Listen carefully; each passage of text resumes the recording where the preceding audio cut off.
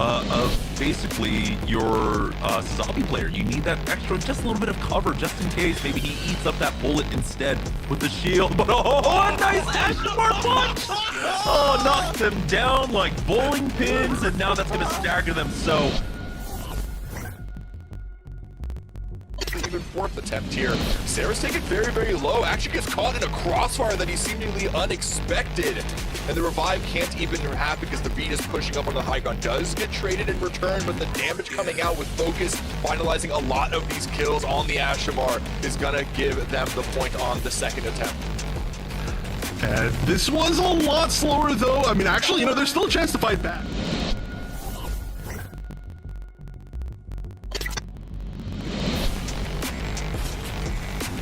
Another defuse attempt, not go through. There's another defuse attempt. Oh, they're gonna get Oh, stopped. it does not go through. It's not. It's a Taurus. And that is it, I think. Here we go. There we go. Finally, very beautifully done here by Taurus Esports. But that is going to be about a half HP Casino. Still going to be able to hit a few people, which you don't always want to target out directly. But we're going to see the 1v1 fight back here. This is going to go the direction of, it looks like Casino. And that's going to be a lot of actually members of Bork going down. This might be the hold. We're going to see the punch come out from Ashmar though to try and even things up. And that's going to be 4 players going down now on the side of PPG. Force them out. Do have that Trans Am once again.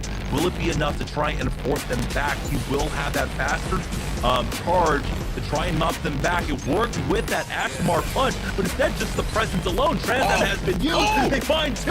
Listic has gone down. They need to get a man on the point now, and somehow Powerpuff Girls keep this alive. And this is already one of the most difficult spots on the map, passed freely by Mafty. They've got 4 minutes left.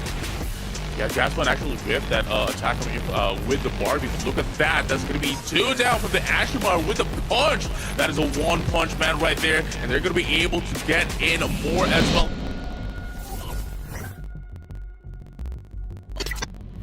Knocked him out of that high ground quite yet. Dark Confessor does get knocked to the ground, but will survive for the time being. And there it is, Red Protocol with the punch and the setup. He sets up his own pins to knock them all down.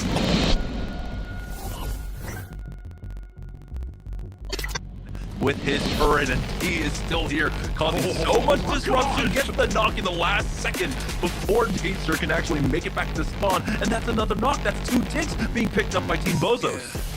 Wow, that was an aggressive chase. That's going to be 3 ticks.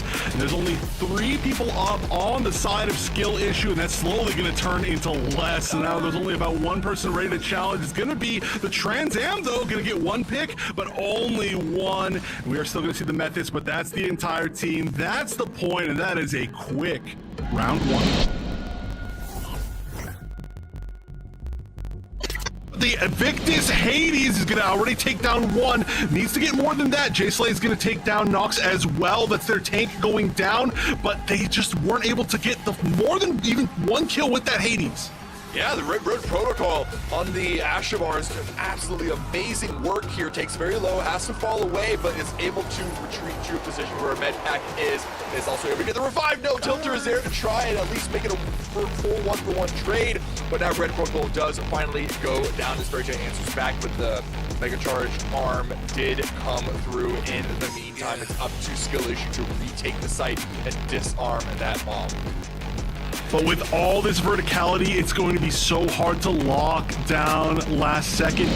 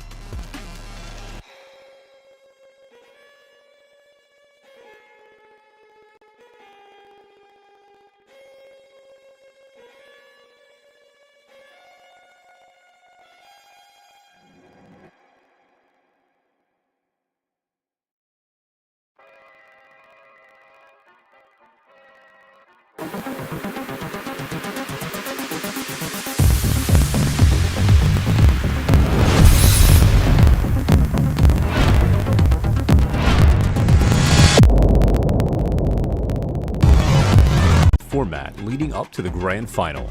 The grand final will be a best of 5, with the upper bracket finalists being granted an advantage in the map ban phase.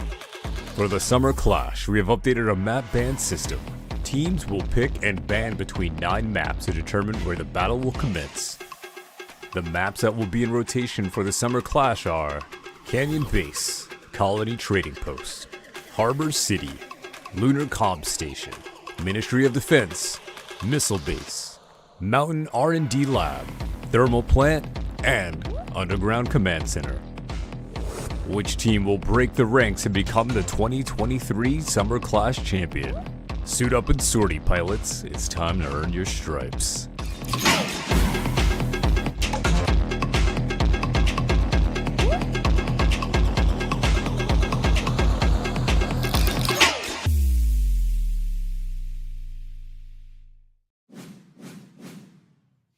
Welcome back, everybody. Phenomenal Sunday, day 2. Welcome to Summer Clash. How's everyone doing today? I hope you're all ready to rock. I hope you're ready to roll. It's your boy CyberRank10, and we have a phenomenal special person, a new guest with us today. I want to get it right the first time. Nitera? Bingo, you got it right the first time. My brain was overthinking. I was like, maybe it's Night Terra, like Terra at night. But I was like, It is, but most of the time the pronunciation is more or less there. But my name's not what we're here about. We're here for the Summer Clash. That's right. That's right. Today we have a lot of really cool teams just sitting ready, waiting to rock. Summer Clash is just been exactly what the title is. It's been a clash, from internet situations to just being here and watching everyone kick each other's butt to Tokyo Monkeys. I just want to point them out real quick. Sitting at 5-1 in second place. Astikasia sitting at first place over with no losses, 6 sweep. Beautiful to see. Twisted Sin sitting at 4-2. Satoris Esports tied for 3-3. Satoris Too Cool 2-4. Extended Warranty sitting at 1-5. And Portland Burnsiders at 0-6. The first 3 teams, of course, will qualify for the playoffs, which will be happening next weekend. And so today is when we find out who's going to be advancing. All right. I mean, I'm excited to see who will advance within this group. We still have a few more games to go before we know when that happens, and that's why both of us are here. We're gonna bring it to you live for as much as we can, all the way from start to finish. Sitting over at Group B, Kamille's a man's name. Sitting at 1-0, Fusion. Sitting in second place, Gundam 7 stars in third. Mafty Ducks fourth. Rizzards of Oz sitting at fifth. And Expired Pancakes 0-5. And I think the communication from earlier, I think they are not playing today. I believe that is the case. Already not. Yeah, I think Expired Pancakes seem to have... Today was the expiration date for them. But we send our regards, and we're ready for today's matches. Well. Guess we got something to look forward to then. I just want to point out Rizzards of Oz. I like that emblem. I like that emblem a lot. That pointy nose, so much Riz. Our first match of the day is going to be Fusion versus Mafty Ducks. And so far, when it comes to overall map pick rates and just popularity, we have seen a lot of Underground Command Center with 6 picks, 16 bands, Mountain R&D with 5 picks, 17 bands, Thermal Plant, 4 picks, 18 bands, and everyone else sitting on the side as guest stars in this event, with Ministry of Defense and Lunar Comm Station just not being played whatsoever, mainly because those two maps are very exhausting, if anything, especially with Lunar Comm Station's point objective being that point C, or Ministry of Defense's point A just being so out in the open, and it's such a gamble. It's nice to see that the maps that are being played today are tied and true, especially Mountain R&D. That's basically one big sandbox brawl. So that's right. Really happy to see that. All right, but I don't know about you. I think, at least I feel, Fusion looking pretty hot today for this first match. But yeah, Ducky has got something to prove, right? And that's what I'm thinking of right now. Yeah. There was the Mighty Ducks, but we got the Mafty Ducks. And from what I understand, they're still using the same powers, same superpowers that the Mighty Ducks uses. So hopefully they'll be able to, you're right, Fusion is definitely a force to be reckoned with. But Mafty Ducks has been in plenty of events to be able to create a name for themselves. As we move into the map bands, Ministry of Defense, Harbor, Missile Base, Harbors. Double Harbs. Double Harbs. Ministry of Defense, the Double Harb, Missile Base, Lunar Comm, Canyon, and Thermal have all been banned, with Colony Trading Post being the decider for today. And I was right about, you see the emblem there for Mafty Ducks? That's definitely very mighty, in my opinion. It definitely leaves an impact, to say the least. And I've got to be honest here. If I saw a duck with a suit, that's gonna be a quacking good time, if you ask me. You're right. Funny enough, one of my favorite characters growing up was Gizmo Duck, which was as close as you could get to a Gundam in the Mighty Ducks universe or whatever. Even though he was a crossover from DuckTales, there was the whole. Oh my god, you're right. Yeah, right. Gizmo Duck with the one wheel. This is going to be a great day for Gundam Evolution. You know what? Honestly, I have to say one thing. I think it might be my mistake for not doing enough research, but looking at Mafty Ducks, their team logo, I want to make a switch. I'm sorry, what can I say? It just looks fantastic. It's cool, right? Yeah, it is. Sometimes that alone. The brand. Yeah, listen, Mafty, you got to win. It's a brand. It's like shirts, hoodies, cups. Like, that's a logo right there. So we want to see you guys get to the finish line. You definitely have some good branding opportunities with that logo. I don't know if Group B wins out with Ducks going into finals. Yeah. Merch sales might look pretty good for you guys. Just saying. Yeah. We need to see that logo a little more. So you have a communal responsibility to win, not just a personal one, but you have a communal responsibility because we actually want to see that logo a little more. So hopefully that inspires Mafty Ducks.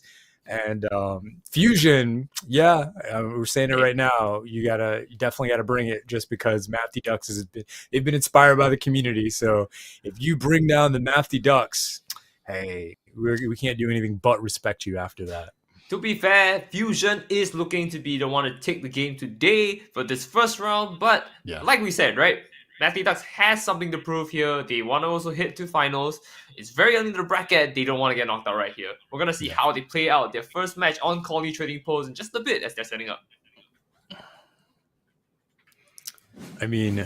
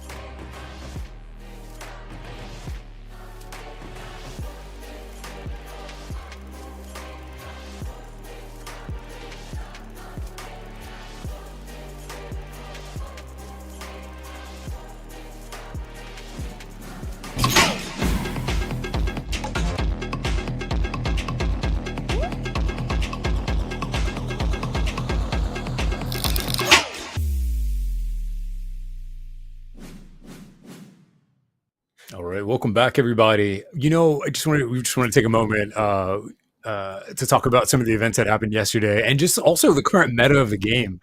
Natera and I were, just sitting here talking about how a lot of the melee suits are being played from what we've experienced in yesterday's matches, and I kind of feel like certain suits like Susano and Melee Zaku, even though we're seeing more of them in the competitive field, a lot of players haven't really gravitated around them, and especially when it comes to events like this, they still seem to pick, which makes sense. They still seem to pick a lot of their comfort picks, like Pale Rider, maybe Gundam, or even Suzabi and whatnot, in a chance that these melee units do become popular again for the time left that we have of the game. I think today's matches are really going to make that happen. Well, no need to speculate too much. We have their lineup here, and you were right about some of these things. We do see the Pale Riders, the Gundams coming in. We also see the Zazabis.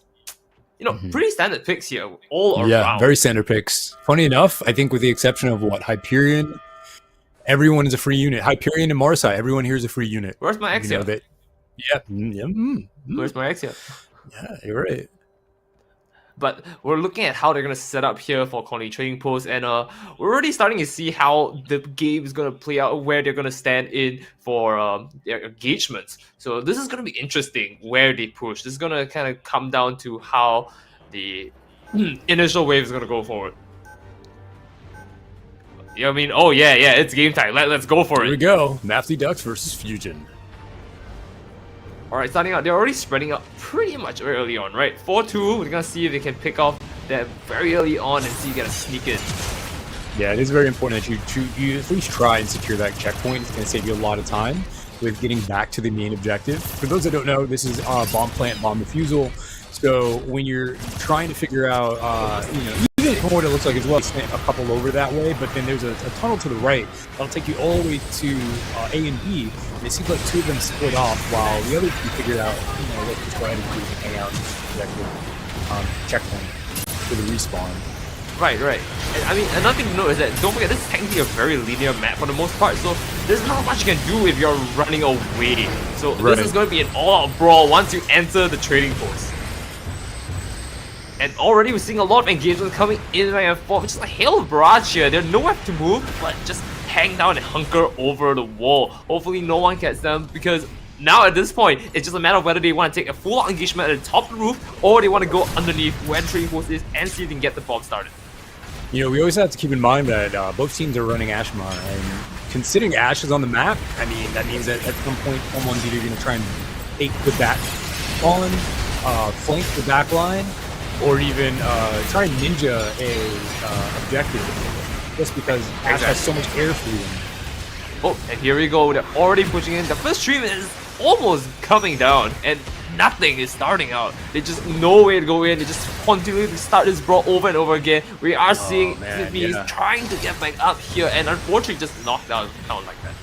Mafty's definitely going to have to do some type of reset and regroup with about 2 minutes and 40 seconds left on the clock. They have a lot of time, but at the end of it all, you don't want to find yourself in a situation planting the bomb at the final 30 seconds of your time, because that just adds so much unnecessary stress. If you can get that bomb planted, move on to the next objective as quickly as possible, it keeps you fresh for the second objective. Yeah, but they're gonna have to wait it out. I mean, they have some G maneuvers up online, got those G maneuvers out and just waiting to just pop it off and go ham at it. Well, on the other side, they're basically at the halfway mark, and 2 minutes left is not a lot of time. Here comes the G maneuvers. First one coming in. Nice popping off, and they're gonna go in for a 9 gate. They are at the neutral zone here, and they're ready to start pushing in for the bomb, which is fantastic for them. He's been planted, right? There's definitely enough fusion around to defuse that bomb. It was more of a distraction than anything else. And again, Mafty is gonna have to group up, find a weakness in fusion, and exploit that all the way to the bomb. Well, one good thing for them right now is they do have B more or less settled. They have it all in their favor, and they just need to play it slow. They do have a minute and 30 seconds, which is the only thing that bugs me right now. But with the amount of maneuvers they have right now, sad to say, they have a good shot at moving it forward. Yeah, but Fusion right now is sitting on about 3 G maneuvers, and considering they're sitting on those with a 4th about to come up, they can basically wait it out, and that final 60 seconds, cascade their G maneuvers and delay every opportunity that Mafty is going to try and present for themselves. And it's happening right now. Here comes the G maneuvers. They may be out a little early, and if you look over at Mafty, they're just getting wiped out. That's a full wipe right there, yeah. Yeah. But you know what? On the other hand though, Mafty Ducks do have another 2 more and a fourth one incoming G maneuver that they might be able to use to take this back. They have 40 seconds on the clock. They have to push this in right now.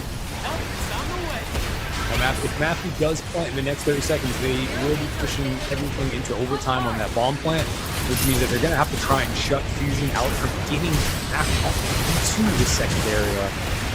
But, I mean, considering the fact that all of Mafty is down with the exception of the Zaku range, that does not look like that is going to happen in 15. Mind Splatter, and this place is basically secure here. They have nowhere to move, but unfortunately, you get knocked out just like that. And B is Hooks again behind in enemy favor. lines, though. Yeah. Wow. Oh, that's a little bit too soon right there. Barbados coming in, but there's no one to go for. Ooh, that is a rough first start. I mean, for defense, that is a commendable one from Fusion, burning out 4 minutes of my life away just like that. No amount of G maneuvers is going to help you there. But then again, maybe these two teams are more favored into the defense side of things. So That's true. That's very true. we There's might always get a good draw chance. here for another round. Who knows? Yeah, there's always a good chance that in a situation like this, with both teams not being able to plant, interesting thing about Gundam Evolution though is what it will do, and what we'll do is we'll just look at the time. You know, so if there was an opportunity for no plant, and you know, you kind of look at the score and you see what team was performing better, you can kind of figure out, you know, who's actually winning that round. But I mean, even when you look at the damage here, you can see that one team is pushing especially Fusion, they're pushing the numbers on the damage that they can output. Right. And I mean, Mafty is just showing up for it. So, you know, usually in a situation like this where, you know, you have your attacking team would generally be higher in DPS, but it seems that the defending team is actually a little higher in that regard. So, I don't know, man. It's like I don't they're know about walking that. into a meat grinder, you know? I mean, I'm looking at, again, Colony Trading Post as a map as a whole. I did say it was very linear, and one advantage of it is because as defenders, you're usually at the post already. You have all that cover as they're moving in. So I would say the damage coming out from the defender side might be a little bit more skewed to their favor for this map in particular. And especially when you're running away, like, what are you going to do in that long stretch of road? There's nothing you can do. We saw one instance of that already just now. But in any case, let's get to it. Mafty Ducks is on the defense this time. Fusion pushing forward for this game. Ooh, early start Looks here. like everyone's going for the checkpoint first. Yeah, everyone's sticking together, which is always a good idea. It's a lot harder to drop 6 than, you know, 1. Definitely, definitely. I mean, it's not a Divine Conquer thing right now. It's just an all-out brawl. We want to see them work it out. Oh, here we go. Nice set early on, and almost picking it off just like that. There is nothing you can do right now other than to try take back what is yours. Ooh, and a nice down just like that. That was one of the event skins we were watching there. It's really cool to be able to see it transform. And obviously, it's not going to take very much effort. Once that bomb is planted, it only has, but you know, not even there. Oh, someone was almost there actually. Oh, someone is there planting Yep, they're planting it. They're planting it. Bottom. Wow, that's a duel. 15 seconds. That's it. That That's is all you need, insane. and the round is over. They have to disarm this if they want to do anything about it, but I mean, I don't see Mafty Ducks anywhere close to it. They still have to go against 4 of them, and there's nowhere and flank here. Down 1 already, and battle ends just like that. Ooh, you hate to see it happen. Hate to see it. Fusion takes it down. The first game and the only game that he got. GG's coming in from Fusion. Oh, here we go. It's Gundam making a lead here. I mean, the OG's coming in. What do you got? Anitaka, very nice, very nice. Anitaka, Labamba, and VCY sitting up as the aces of that match. Whew. 7 device disabled, damage dealt, enemy units disabled. Yeah, these guys were definitely here. Yeah, Fusion is definitely dominating this round. Unfortunately, I was on the losing side, but I was on the cool side, and that's what I feel is the winning play. That's right. Yeah, I still want to see that merch though. I still want to see those Mafty Duck merch. wanna see I those want merch. that cup. I want that mug. I want that sweet. I want that tea. You know, I want it all. But it definitely looked really cool. And man, I think, you know, again, we were talking about the meta, and that match looked like it was just a very safe one. Everyone was pretty much running the core units, you know, that you would find in the game. And it's so interesting how, you know, we're so many months in to Gundam Evolution, and I see the consistency of the core roster. Pretty much and I've been saying it for a very long time. The free roster of units in this game were always very strong. They're solid. They're solid. Yeah. They're very solid. Alright, and definitely anyways, saw that today. I don't know. Like, with Mafty Ducks and Fusion being our first game, I mean, it's looking pretty hot, like we said just now. Yeah. So, before you go, do you want to say anything to them first before we throw into a little bit of a break for us? I mean, this was a match that sets the standard for, our Sunday matches. It And is. It I is. mean, yesterday we had one match that really pushed the bar, and I hope to see more of that today. Right. Oh well, in that case, I don't have much to say other than the fact that you know what, Matthew Ducks logo's great. Fortunately, we didn't get to see you that long. Fusion is definitely going to be making waves here for Group B, and we'll love to see a little bit more of them later on. Hopefully in the finals. So Yeah. in any case, we'll throw it to a break, and I'll see you in a bit, Cyber. Sounds good. Hell yeah.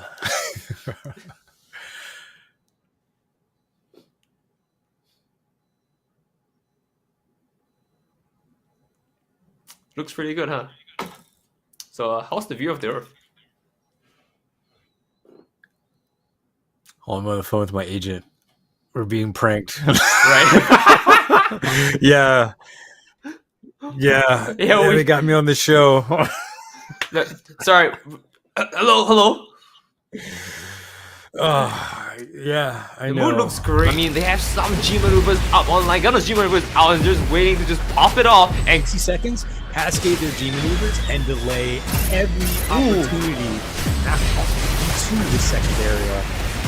But, I mean, considering... like anywhere close to it, they still have to go against 4 of them, and there's nowhere at flank here.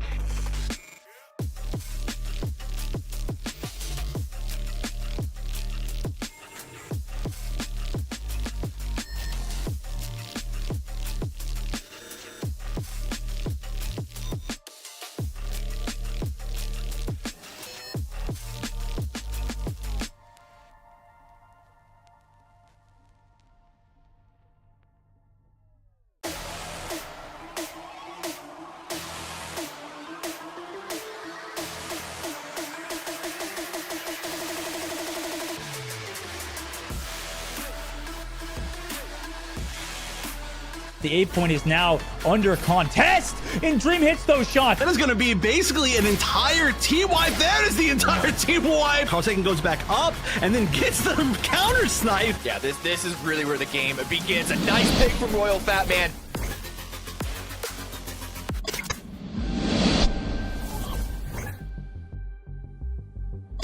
HP left and he will fall. JP does go down on the other side though, as Whitey will get cleaned up, and it's Carl Sagan coming in for those headshots to take him out. And we do have...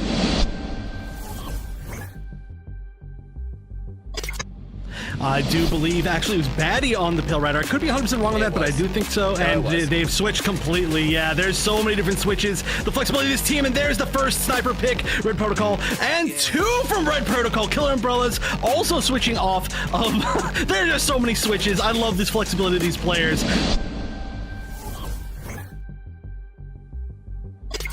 Hawkley has to be careful. He's on point. Chisholm getting some great shots. Misses that body, though, which would have been absolutely crucial. We'll pop the G maneuver, but it's Mr. Big Large going in and going down with that punch. Does give his life for the effort. They are on point right now with 2 minutes remaining. Nice mid-air shot coming up from Tizim, utilizing that G maneuver.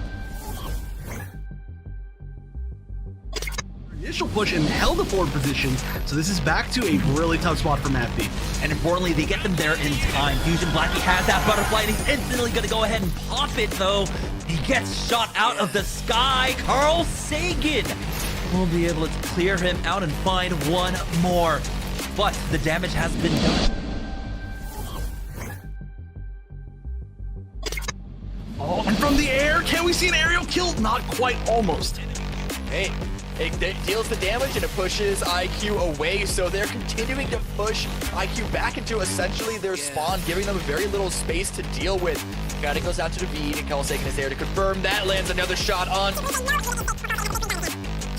We need to see the Barbados 1v1 between the previous 2 teams, the Sniper 1v1. Oh, between these 2 teams, that's a pick for sure. Thanks for proving my point, Carl Sagan. But the G maneuver on the other side activated immediately goes to nothing.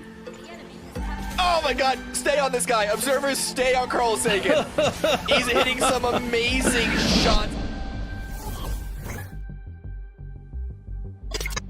As that 6-man, Bozos were able to answer it back. They've almost popped all of their G maneuvers as well. Amano with a nice little shot there on a Victus. Not coming out from Blue Jay.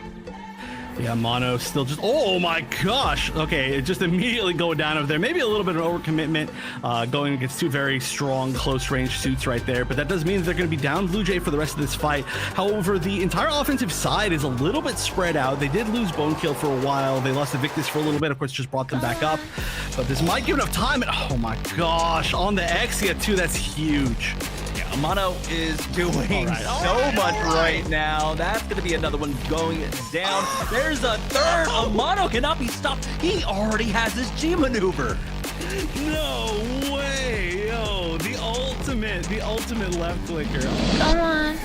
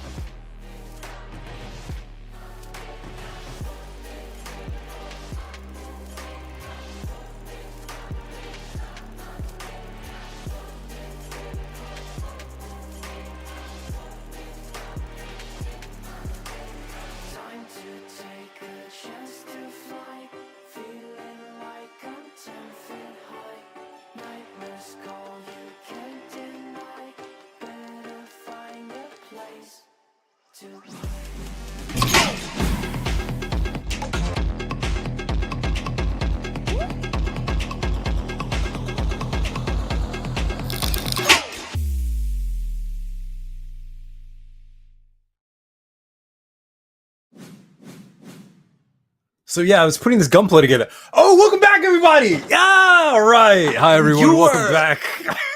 Were you putting Gunpla together on our G Evo Summer Clash? Not at all. No, not at all. I was just, the excitement of Fusion versus Gundam 7 Stars kicking off. It just had me in a way, and I had to get my clippers out.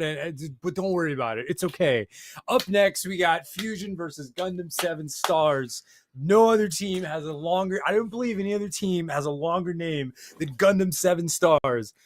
Look, they are here. Okay, there are one or two jokes that can be made here. Look, they're either setting the 7 Seas to look for the mythical 7 balls to win today's tourney of Summer Clash Group Stage B. And I'm telling you, that might be one of the best ways to go out. They're going to look for 7 wins, and those 7 wins will net them into grand finals. Yes. We are 7 games, right? Like we have 5 group matches, semi-finals, and the grand finals. I think that's you had me at balls. Sure. I had me at balls. Oh man. I hope everyone's having a great day. I hope everyone's having a lot of fun.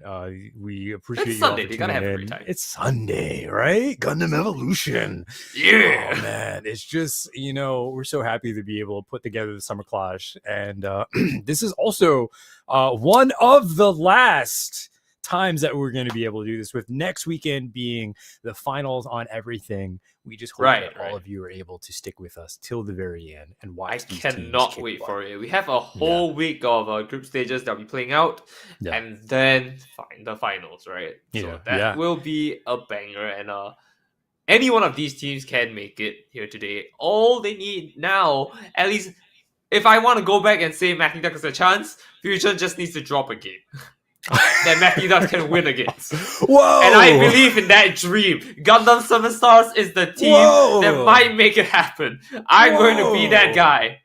Whoa! Fusion's reign of terror will end at some point. For those that don't know, Nitero was over here talking about Fusion carrying it all the way to the end. Oh, wow. I saw you talking about the Fusion mugs that you're gonna buy and the merch and all that other stuff. I was talking about your I don't know, your model building for just a bit, and you're gonna do this to me? So from what it looks like, every map has been banned with the exception of Harbor City, which is awesome because we all love Harbor City. I don't know if anyone's still playing, Gundam Evolution late at night, 2 a.m., but once that harbor hits, oh man, I'm ready for those crates, those gray skies, and those choke points. So generally when we do see Harbor City, we usually see a little bit of Mahiru. So I don't know. Ooh, okay, you know what? You've got me at the Mahiru. I'm gonna hope that something pops out of there, and his name's Mahiru. Yeah. And man, it looks like this is what was it? This was a really good opportunity just to see some open units that perform very well in the open air. There's so much space in Harbor City, and I think the best part again is, you were saying before about Colony Trading Post just being kind of like a straight line. Right. Harbor City is pretty much a straight line. It's like everything's open. It's really easy to get to all of these checkpoints. But the bigger problem with Harbor City is it has some very key choke points that could prevent folks from even seeing the objective and just sitting at spawn. Depending on how strong Fusion is, especially because I'm starting to think that Fusion does so well especially with that last match, seeing them operate as a unit. Right. I think that their strength is going to be on attack, and they're going to be exceptionally strong on defense, and that is a very scary combination on Harbor City. All right, I'm gonna cook. Okay, I'm gonna say that the team that wins will likely bring 2 melee units into the fight. 2. Now hear me out. There's an open field up in the sky. And I believe that might be where this plan entirely fails. But if we're gonna go into choke points like this, if they force a grounded fight, that might be where they can excel. And you know what? I feel like this is advice for maybe 7 stars. I mean, adopt that strategy, and Fusion might look like they're going out of it. It's tough I'm cooking, but you are. I feel the heat. You're right. However, Fusion has done a great job of supporting each other, playing as a unit, playing as a cohesive team. And like we said before, it's a lot harder to take out 6 at one time. So if you're defending a point, or if you're, the last one on the point, and there's 3 enemies coming at you, and that seems to be Fusion strategy, they always go in pairs, triplets, or more. That's a lot. It's very hard to do as one singular mobile suit. Well, all I'm saying is, when Fusion is forced to take a grounded fight through those choke points, you can only have so many suits in one choke point at any given time. They're going to conga line it, and maybe that's where, I don't know, Barbatos might come in. I don't know. However, this is Harbor City, and with that said, you know who we're definitely going to see, and I would be surprised if we don't? Turn a Gundam. Gundam. You know what? Exactly. Turn a Gundam. Turn a Gundam, as we all know, excels on Harbor City. It's just unfriendly skies all around, and that may be the thing that kind of wipes Fusion out. It's just the fact that a well-positioned Turn A Gundam alt could really put a damper on all of the team cohesion that they have. Right. Because sometimes if you know that your team is always grouped up together, you can use that in your advantage with ultimate G maneuvers like Turn A or Melee Zaku or who's another good one? I had half of mine. We might see Gun Tank. Fruit. Heavy Arms is another great one. Yes. Yeah. Heavy Arms G maneuver has provided very phenomenal burst damage and really surprising results, especially when combined with the flip and hover. I think for style points, it's just super cool to see Heavy Arms flip, hover, G maneuver, and then everyone just disappears. Especially beautiful. Especially because a couple of the projectiles within Heavy Arms' kit, when they use full latch open, some of those projectiles actually track. So no matter where the enemy is, as long as they're in front, those little projectiles will actually track and do, I believe, about 300 damage or so in total. And that can be enough, especially if they've already been, weakened by maybe either another G maneuver or a special attack or such. So, yeah. I mean, honestly, I think Gun Tank might be the favorite to come out of this entire engagement. I think both teams might pick up a Gun Tank. Right, you were talking about G maneuvers, right? And I think G maneuver, not only does it give you a good idea of where your enemies is, but you know what? Damage is nothing to scoff at, especially when you have nowhere to move around. That is just a hot seeking missile coming right for you. Yeah, you're right about that. Also, stand corrected, Kamille, a man's name, is the longest name that we have in our competition. It the longest name? Yes, Kamille, it's a man's name. That is the longest one. But we're going to throw it over as the match is about to start. I am super excited. I love this map. They've done some quality of life changes to it in one of the updates. And I think it was definitely for the better because the choke points on this map were extremely infuriating to play against. Right. So with all that said, Fusion versus Gundam 7 Stars will be kicking off in just moments.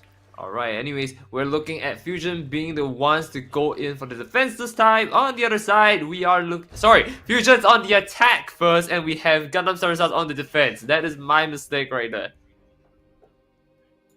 That's quite all right. Funny enough, when it boils down to it, both teams are attacking.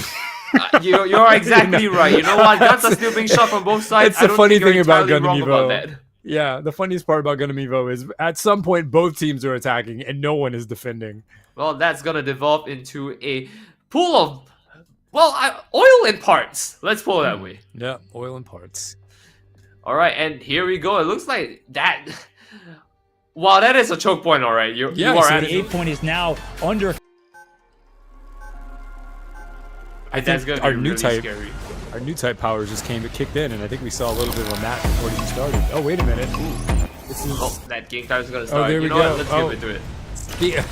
Gundam 7 Stars versus Fusion kicking off. Man, they're already finding a lot of ground already, just getting out of that choke point, and it does look like they just pushed them, they willed and pushed themselves out of there.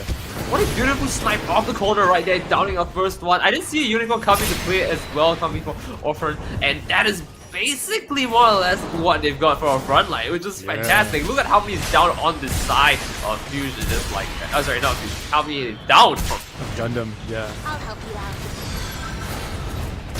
Here we go, comes around the corner and they're able to slowly take a pick here and not too much to say else from that. They're just waiting and biding at time, recouping first into another fight here. Once again, flying from the sky. Let's see what they've got. Here's a second push from Gundam. Their first push was unsuccessful as most of them did get wiped out. Again, like you said earlier, Fusion does show that they have great defense, and they're definitely putting that to credit as we speak. Sazabi is just doing a really great job as well, just zoning, keeping vision on everyone, and obviously as long as Sazabi has vision, you can also feed that information to the team. Honestly, I want to call out Neil now as well. I mean, he's coming from the corner right there. You can see him just lobbing lots of shots from so far away and making very critical ones as well. Look on the side of GSS once again, knocked out 3-2 now, and it's just not looking good. Yeah, Anitaka is not playing around. 4 down.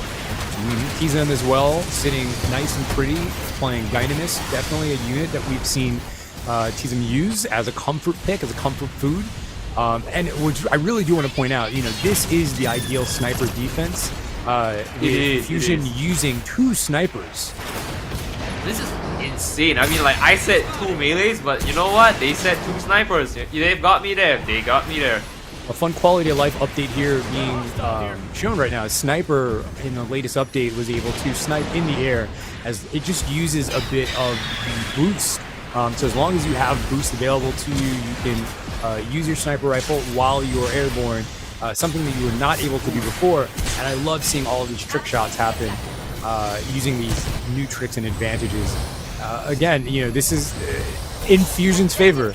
I just want to really take them into the breakdown. This team, they have 2 snipers, granting them a great amount of pressure from anywhere on the map. They have Sazabi there, just feeding information so the snipers know at all times where the enemy is, giving them the opportunity to land their shots with more confidence. Because you're even running sniper, Sniper's G maneuver again will give vision. Those wall hacks really do help.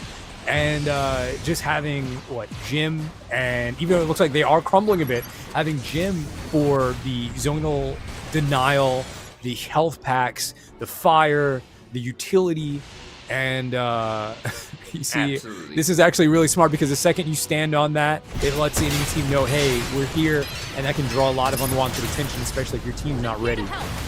I think the worst thing about this now is they have 30 seconds, and so far, Gundam 7 Stars has not made any headways to this point yet. But I do see someone on it though, a little bit of blue right there, but that's not gonna be enough. They've got to make a move on the south, and I don't know if they have the time to recruit for any kind of. Fusion's definitely done a great job at just staggering teams on them. That's pretty much just what they've been doing the entire time. No one's been in a situation outside of the very beginning of the match where you've had 6 people on their team all alive at one point, you know? Like, it's usually there's 4 alive, and then 5 alive, and then 3 alive, and then 2 alive, and then 4 alive. It's very rare that all 6 of them are alive at the same time. Right. So, with that being said though, round 1 is over. Of course, on the defense, Fusion has taken it out for 1. And now we're gonna see on the flip side with Gundam 7 Stars doing their best this time. On the flip side. Oh yeah, there's a age-old saying that numbers don't lie, and to your regard, you're definitely correct about last match being one where the defending team had a higher opportunity of damage output. You can definitely see that here with Tizem sitting at 16k, Anitaka sitting at 16k, and everyone else following suit. If anything, it really shows that, there wasn't very many opportunities for the attacking team to really do any damage. They weren't alive long enough. Right. And I'm just trying to think of how they can push back on the side of Gundam 7 Stars, because there was a point in time as the defenders, they were pushing as attackers, right? They were holding them down to their choke. And I think the worst thing for them to do right now is just straggle in, right? Because there's only one choke. If not all of you are going in together, you're gonna get picked up one more time. It's just focus fire, focus fire, focus fire. Match will be kicking off in about 5 seconds here. Gundam 7 Stars versus Fusion, with so far things looking in Fusion's favor. Fusion is on the attack, and they are using a lot of units that have great synergy together. Definitely seeing a Zaku ranged here, which is going to do a lot when it comes to just pushing the front line and destroying the enemy team's back line. Tizim is already back there. ECY following up. We're gonna see how they forward, rather. And this is just looking like a really, really strong push coming very early on. And to their credit, though, they are a bit stuck here. They're just going for picks, like we're saying, right? Straggling is probably the worst thing they can do here. But what if all 6 of them just target one person at a time? Objective contested. That's right. Yeah. You know, it's happening is exactly what we thought it was going to happen. It's basically a situation where once Gundam 7 Stars went down, they weren't able to recover, and First point. First point taken. Fusion done, packaged, sealed, delivered. Yeah, big. This is a terrible situation coming in from the side of GSS, and it was just one at a time, right? Like we said, as long as they move as a unit, and I don't mean a singular mobile suit Gundam, I meant like literally 6 units together as one unit. That was a confusing statement. Let's never do that again. But you know, that's Gundam Evolution at its core. When you are a team like Fusion, who has a name, and they've been in these events from almost the inception, right, for quite some time. You know, at the end of the day, most of these guys just become battle brothers, and you know, the saying that is battle brothers, and you don't need much verbal communication to be able to just get things done. And so I think we saw a lot of that there, where a lot of these teams, a lot of these players didn't really need to communicate. You saw a lot of nonverbal communication. When you're running 2 snipers, there's a lot of nonverbal communication that's happening. And there's also a lot of pressure for the enemy team, especially because, you know, just having the sniper, and in this game, snipers do about 1,100 damage, and most units can't. A lot of the units have been scaled downward to the point where they have either 1,100 health or lower. So, but, I mean, let's put it this way, there's a lot of mobility that comes with Gundam Evolution. So, I mean, snipers do have to pick their shots. And it's not like you're going to get it for free, because I don't think anyone would just spam shift. You know, they would have no boost after that, and then you get free shots, sure. But I don't think that's how the competitive scene is. And we can evidently see that it takes a lot more than that to make it work. Like we said, right? Now was definitely not letting them play the game, running out as the sniper to look forward to. And I paraphrase this from something I saw. Our father who opt in heaven, Neo now be thy name. You know, you're right. We saw some stuff a little bit before this as well. We talked about it a little bit before as well, about how when you think about Harbor City, and with Harbor City being a visceral straight line with key choke points, that first point is so critical, and it's so scary to just get locked out of the game, so to speak. And we actually did see that. We were talking about how Fusion is a very strong team on offense and defense, but we definitely saw how strong they were in the defensive department, using 2 snipers, having Sazabi for information to be fed to both of those snipers, which is exceptional. That's exceptional. You know, once again, amen to you. Amen to you. That information was so crucial. So critical, especially because Sazabi is one of the only units in the game who can feed vision to their allies on such a short cooldown, where units like GM Sniper have to fill up the entire G maneuver in order to be able to just use that feature. It's so scary, because as you're around that corner, you're like hiding from that sniper. You don't know whether you need to boost out of that corner as you're like pushing out, right? So it's scary. It's scary. But let's put it this way. I think it's scary if your sniper hits every single shot anyways. You're just worried. Also, you know, even to throw it out there, you know, we got some analytics fed to us. Jets, Tizim, Kirk didn't die at all. At all? At all. Well, I mean, I think we can look at the stats here, and it evidently shows that, you're absolutely right. They didn't die. They are those 3 names that we just mentioned. They're the ones calling out and leading the team in terms of damage. The only difference is that Kirk and Lichgrave, they have a little bit of a difference when it comes to kills, but you can see that That was wild. You know, this is information that any team can honestly absorb, and I'm not necessarily familiar with the history of Gundam 7 Stars, but I do see that there is a huge gap in performance between Gundam 7 Stars and Fusion, and the numbers do not lie. You know, for Jets to be able to pull out 25 kills, TZM to be able to pull out 21, Lynchgrave to be able to pull out 21, Kirk 19, your girls MCM with 14 and Neo with 9. I mean, this is a 6v6 game. So if it's a 6v6 game between 2 rounds and Jets was able to pull out 25 kills by himself, you know, a lot of what it looks like is there's just maybe it's either a lack of grouping up and synergy. Maybe there wasn't enough defensive units, but again, sometimes the best defense is a strong offense. And so you're not going to be able to get those 25 kills if you're dead. And as we saw with at least 3 of Fusion's team members staying alive throughout pretty much both encounters, definitely going to have to go back to the drawing board, get very critical about your gameplay, figure out where your areas of opportunity are, and really just try and maybe go against some teams that are more on your level so that you can get up to their level. Because at the end of the day, it's not so much about the team, but it's about what strategies they're employing and what way they're playing and what they're using, because that's what every team aspires for.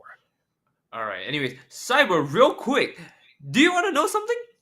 What? We're going to be seeing, I think, Mafty Ducks and Gundam 7 Stars after this. The 2 teams that had a falling out with Fusion. So I'm excited to see how that one's going to play out. And if you have any words for them, I think now's the best time to give it to them as they pre-prep themselves for the next match.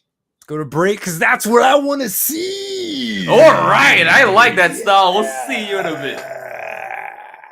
We're making very critical ones as well. Look at the side of GSS once again, knocked out 3-2 now. And those wall hacks really do help. And just having where you've had 6 people on their team all alive at one really strong push coming very early on, and to their credit though, they are a bit stuck here. They just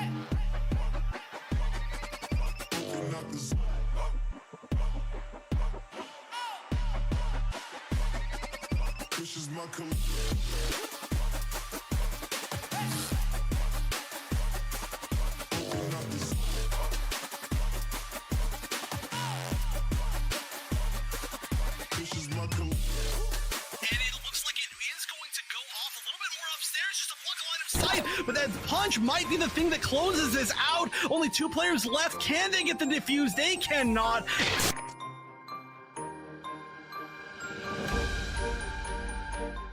So going into the grand final against Tekka, we were feeling very confident, especially after we saw the map picks. The map picks we felt were definitely in our favor.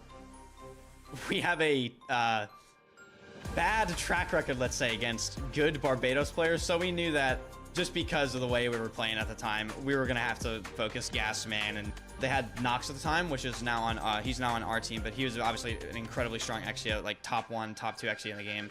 2 of the best melee players in the game on one team against our team, which is legendarily awful at dealing with melee. We definitely had to be very careful. But here we go. We are going to see the team comps. We're going to see the gun tank coming out of Team Mafty. There's no way they trolled. No, they got me. They got me there. And we need somebody to get on point right now. But David holding this forward position says, you cannot get past me. You cannot even attempt this. And that looks like that's going to be round 1 with a nearly full hold. 5 seconds. Someone needs to touch, but they are not there in time. Finally, trying to go for that defuse, but they get interrupted. Arrow will put a stop to that one. We obviously felt strong after beating Tekka on the first map, but we always try to keep the mindset of the series is still going on. You know, they can still come back and win, so we still have to play strong. Going into thermal plants against Tekka, we obviously have very different team compositions. They're running double melee, and they have very good melee players, and we're running no melee. But we decided that we were going to try to run Zakutu ranged, which I think this was the first time in a long time any team ran Zakutu ranged on any map, and we decided to put Profi on it. Ended up working very well. You'll see in the last fight of the game, we knew we were up alt charge, so we had to make sure we kept track of that throughout this entire match. Team Tekka Dynasty going down. Nox is going to avoid death for a little bit, but you need to be there to step on point, and that is probably going to be the round here for Team Mafty. Then the rest of that, they're in point 8. What was that? It's going to be a Sazabi versus Sazabi exchange, but you can see focus without having to contend with another Ashmar. He has complete aerial supremacy for his squad, and so he's left, or 5% left. I don't know if anybody can get back in time. The screaming enemies might go completely unused, and it looks like nobody will be back in time. With them securing a early waypoint and bomb plant against us, this point in particular is one of those points where you really have to focus on just grouping up, don't freak out, you know, don't get picked while you're grouping back up, and just sort of push back in, get your kills first, and then defuse. That's what our team did here.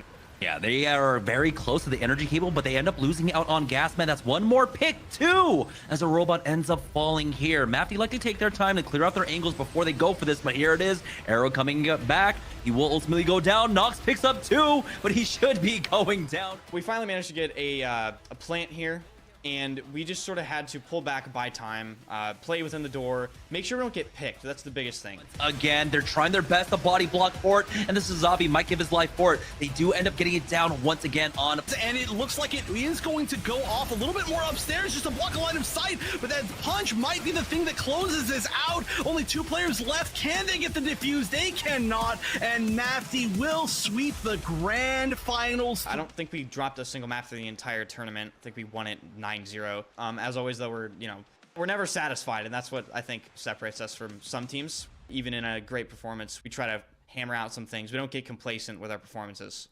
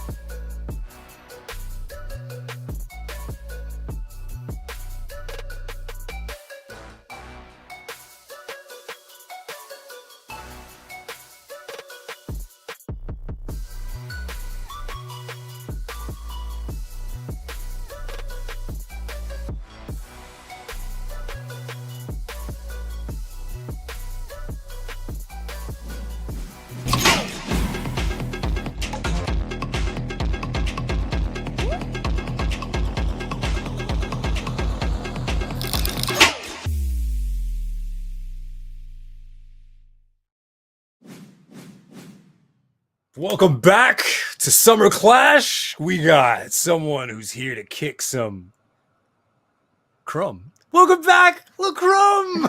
Hey, what's up, everybody? How's it going? Glad to be back. Glad to be back. Got the computer not blue screened right now. Got myself a little less washed out, but still next to the window. So just gonna have to deal with that. But it's not about my complexion. It's not about the hardware. It's all about the Gundam. It's all about the Gundam. It's about heart and Gundam. Conveniently in the same place. Right here. All of it here. Right here. Everyone was so happy to have a Crumb back. For those who don't know, yesterday was the day of internet and everything issues. Anything and everything that could have happened yesterday for everyone. Literally, everything was going down. It's like the entire North American Gundam, esport, anything scene just got hit by just an EMP. Local computers, everything. But I mean, on the bright side, that gave you time to watch. So I mean, you've been watching the events, you've been watching these players play, kicking butt. You have so much. Your feet are on the ground, your ears are on the ground, all that stuff with the community as well. When it comes to a lot of these players that are here, I mean, what? This is Sunday, the day before, the weekend before finals. What are your thoughts? How you feeling? What's been, then you got time to process what's going on. Processing is like something that I usually do far later, like after the fact. And it's really nice to actually be able to, like you said, have the boots on the ground, have the the eyes in the crowd, because I've seen some fantastic Gundam gameplay. And as we say that, we're going to be getting into what maps were banned here, with our decider map being picked out for this insanely stacked matchup. Mafty Ducks versus Gundam 7 Stars. And look at that. Boom, right off the gate. Look at these emblems. Yeah, are you kidding me? I love both of them. Look at Both these of them. emblems. I Just, feel like they were inspired by each other. exactly. They just got into that Discord call together and So whipped them good, up. yeah. But we do have looking like Harbor City getting banned right out the gate by Mafty Ducks. Mountain R&D also getting banned by Gundam 7 Stars, Missile Base, Thermal Plant, Mystery, Lunarcom, Underground, and Canyon all getting the axe, with the one and only tried and true Colony Trading Post as our map of choice. You know, I'm really, I don't know what it is. What's going on with Mountain R&D? I thought we were buddies yesterday. I thought, you know, Mountain R&D was the place. Maybe it was just too much, you know, and Sundays is a little more chill. I feel like Colony Trading Post has to be one of the most relaxing, visually beautiful, cinematic, you know, maps in the entire game. Oh, and absolutely. is it just because this is Sunday, we need some breathing room that we're not doing Mountain R&D? But I'm really excited to see both of these teams play up against each other, because they also played against Fusion. And so now, with Fusion being that team setting the standard for the day, I really wonder, you know, like what rubbed off from Fusion onto these two teams, and how are they going to encounter each other? That is actually a great train of thought, because going into these matchups, you've seen everybody do this all before, but we're seeing it in a different way. We're seeing teams take the initiative, and really the ones who are coming out the gate and bringing the fire are the teams that are moving on. And so hopefully... Speaking of moving on, speaking of moving on, we're moving on to a break. Don't worry, we'll be right back, y'all.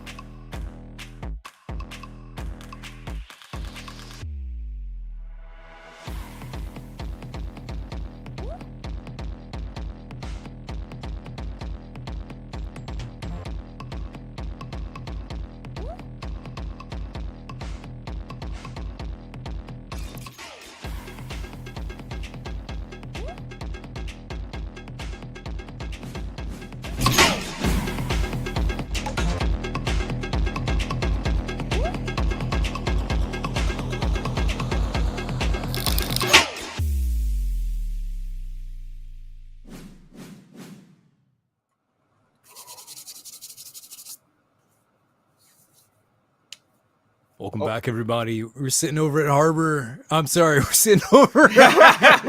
we were talking about Harbor for 10 hours off cast. I mean, off of in between transitions. We're sitting over at.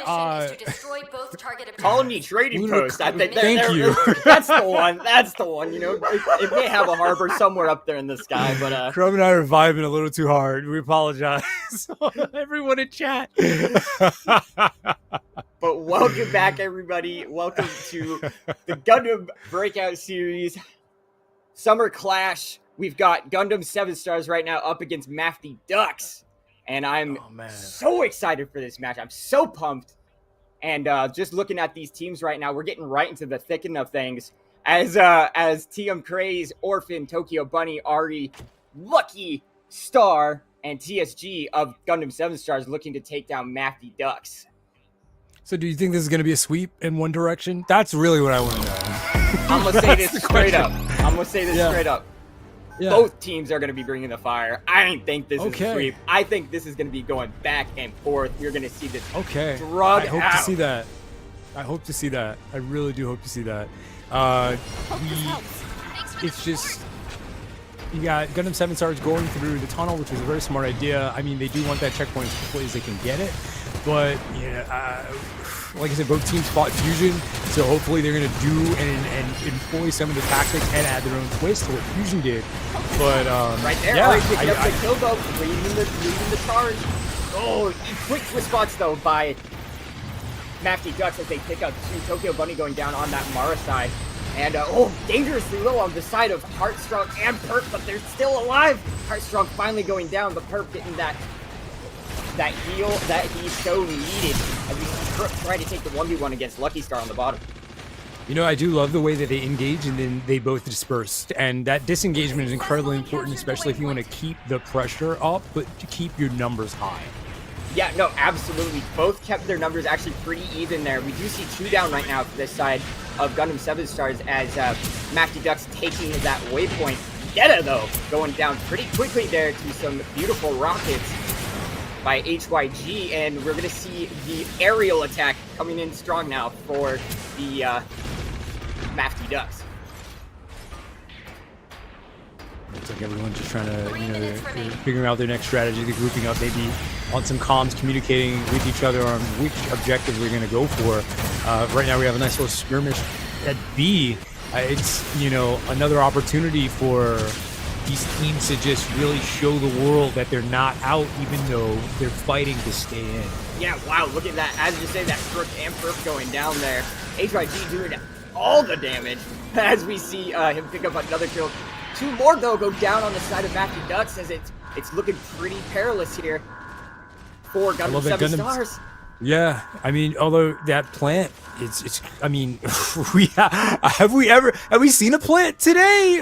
I mean, there it is. Like I said, we did see the one, but it's like I felt very uncomfortable for a minute. I'm like, wow, that's a long timer. Right. I saw that. It's like 15 seconds.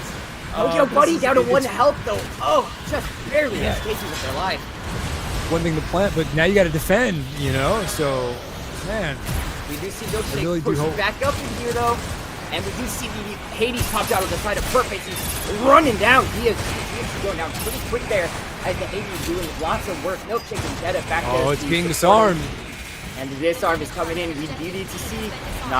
Nobody alive there as Ari really just getting there too little too late. But that's okay. That's okay. There's still 1 minute and 35 seconds left on the clock. That's more than enough time. Even us as players, we've been in this situation where we know that, we just need an opportunity. That clock can run down to 1, and we can plant on 1 and still be able to get this. 1.5 minutes with 89%. Honestly, if I'm Gundam 7 Stars, I'm telling my teammates right now, do not worry. We've got our G maneuvers coming up. We've got. Oh, that's a team? Was that a team wipe? Oh, that was team wipe for Gundam 7 Stars. Yeah. That was close, but that's okay. Wipe. That was a sack round. They're just trying to get their people in here. As you see, Milkshake doing a great job of just jumping up in the air there, zoning around and getting those stands out. Did we ever give that a name? I feel like we're so many months in and we never gave that Zabi thing, a name, a nickname. man, I'm trying to think of what I'm right? I'm just getting stumped. Oh man, it's 44 seconds left on the clock, and again, Gundam 7 Stars has finally planted their second bomb. Yep. It's critical that they defend this from, but again, I think Crook's nearby, and he's just trying everything he can to stay alive. And He he's has doing half it. health. There's a Hyperion all going out. Oh, and the Ash crying, punch there from screaming, Artie. throwing up. Artie picks up the 2K. Deta going down. They might actually hold on to this right now. They have the upper presence right now. They've got control of upper, and all they need to do is make sure to stop this onslaught. As we do see two G movers up on the side of Mafty Ducks. Are they going to try and push back in here? 7 seconds left. 22 on the timer. 3 seconds on the game clock. It's going to be overtime. I just want a game. That's it. So, you know, as always, oh, there's the punch. I mean, Orphan with his G maneuver right now. Yeah, Mafty Ducks, they're not going out without a fight, and you see it happening. You see the disarm happening. 3, 2, it's a zombie of all people, and that's definitely gonna happen. That disarm's gonna happen. Yeah, it's a zombie. Crazy. Come on Tried now. To come swinging I don't in know. there with the Hades, just wasn't quite. You know, I don't know how people feel about it. I know everyone wants Sazabi to stand there and block, but Sazabi has to be one of the best bomb planters and bomb diffusers, because when they do it, and then you're a Methis or you're someone else, and you're like, that guy has a lot of health. Oh, and Sazabi's like, I just need time. I'll use every single, you know, point of health to get this thing armed or disarmed, and every second of damage is just time wasted. Absolutely. And I mean, speaking of the damage, let's look at the numbers here. We've got Tokyo Bunny still keeping it up with that 6 and 5 with the 6,000, and everybody is around the same kind of mark there for Gundam 7 Stars. And likewise for Mafty Ducks, they're sitting more at the 15, 13K. So a little bit more damage for the side of Mafty Ducks, but we did see a lot of really golden moments there for Gundam 7 Stars as they were pushing back onto that bomb site for the plant. You know, I can't say it any other way. I just got denied. I wanted point. I wanted objective. Man, you know, I second know. objective. I wanted a longer match. So, you know, with this being such a bittersweet feeling, like, can we get a bracket reset? I never want it to end. So with every match that we watch, I just want them to get, you know, extended as far as they can for these players to play as long as they can. Because at this point, anyone competing, it is honestly just a labor of love. Well, here we go. You're right. 100% a labor of love for this community, for these players, for these teams, and for Gundam. Here we go, getting into this attack round. 4.5 minutes to plant that bomb. I love this division. That was smart. Oh, yeah. You see them dividing. Very smart division. And it did look like Mafty Ducks trying to take that waypoint early. Gundam 7 Stars making sure not to lose anybody early. We do see a lot of damage though going out there, but they're able to get healed back up really quickly. Oh no! That's the notification. That's not the plan. That's smart. You know that one, where you just touch it so that you get everyone's senses heightened, and then everyone's looking to disarm it, and then they see you're not there, and then they're like, that time that's wasted gives your team the ability to kill them, obviously because they're distracted. So that momentary distraction can lead to an actual bomb plant later in the match. Which is exactly what we're seeing right here. The milkshake came flying in like a bat out of hell, able to get a lot of space there, but TM Craze was able to sniff him out, and they picked up a couple kills off of that. Actually, almost the whole team, Crooks and HYG, the only ones still alive. It's a very interesting situation, seeing that Gundam 7 Stars is holding good defense. You know, they're here, they're defending, they're not just, you know, taking this laying down, and they actually did put up a really great, grueling last match. So that's generally how you know that the next match is going to be just as grueling, because it wasn't a stomp, it wasn't a blowout, and we still have about 3 minutes on this clock, and I think we might see all 3 minutes used. Yeah, we do see a lot of frags going out there for the side of Mafty Ducks as they Here's finally the get actual that plant. Here it is. Yeah. But we do see Tokyo Bunny, or should I say Tokyo Pimp, on the 89% for that Marasai ult. That's going to be huge for them pushing back in for that defuse. Oh man, there is a lot of Mafty Ducks on that objective. They just need about 40 seconds left, and I might be eating my own words, but Gundam 7 Stars is trying to recover going in this tunnel, which is a very risky situation because no one goes through that. Someone wants to Nobody goes through that. Yeah. bit of a misplay there for Gundam 7 stars, Oh, but man. you know what? The time is still in their favor. They got 30% more as they're going back to try and take that waypoint. Really smart there for the side of Gundam 7 stars. This is that critical beeping that's happening right now. It's like when your smoke alarm just doesn't shut up and you got to get in there and you got to turn it off. One way or another, that battery is going to die. That timer is going to tick. 3, And they're trying 2, to get in there. 1. Oh, the Morisar ult was just a little too late. Man, if their timing had just been a little bit more in sync, if they hadn't all gone through the tunnel of terror. Quack. Quack, quack, baby. Quack, quack. As we see the air dominance from Detta Duck. Detta Duck. Really taking it home for them. So, Mafty Ducks, that inspirational conversation that we had at the very beginning of the stream sunk in, and you're sinking other teams. We love to see it. We love to see it. We're rooting for everyone here, but hot damn, Mafty Ducks. Quack. Quack, quack. Quack, quack, quack. Quack, quack. But yeah, no, that was impressive. That was impressive for both sides because we did see, like I said, Gundam 7 stars really, really wanted that point. They just had a couple misplays. Maybe it was a couple intercoms that just happened to fall by the wayside. But I feel like if they had played just a little bit tighter, we might have actually been seeing a 7 stars upset. Yeah, I mean, it's kind of bittersweet, especially after the, the way the Gundam evolution works. After the first round, if the objective wasn't taken and the bomb didn't explode and they didn't get to go, at least attempt, the plant at the second objective, then it's going to pretty much be over with the first bomb plant.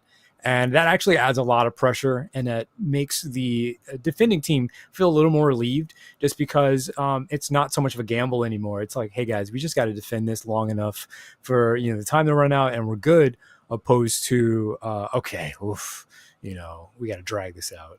But yeah, don't the whole worry, drag out. No drags out here. We're heading to a break. We'll see you in just a second.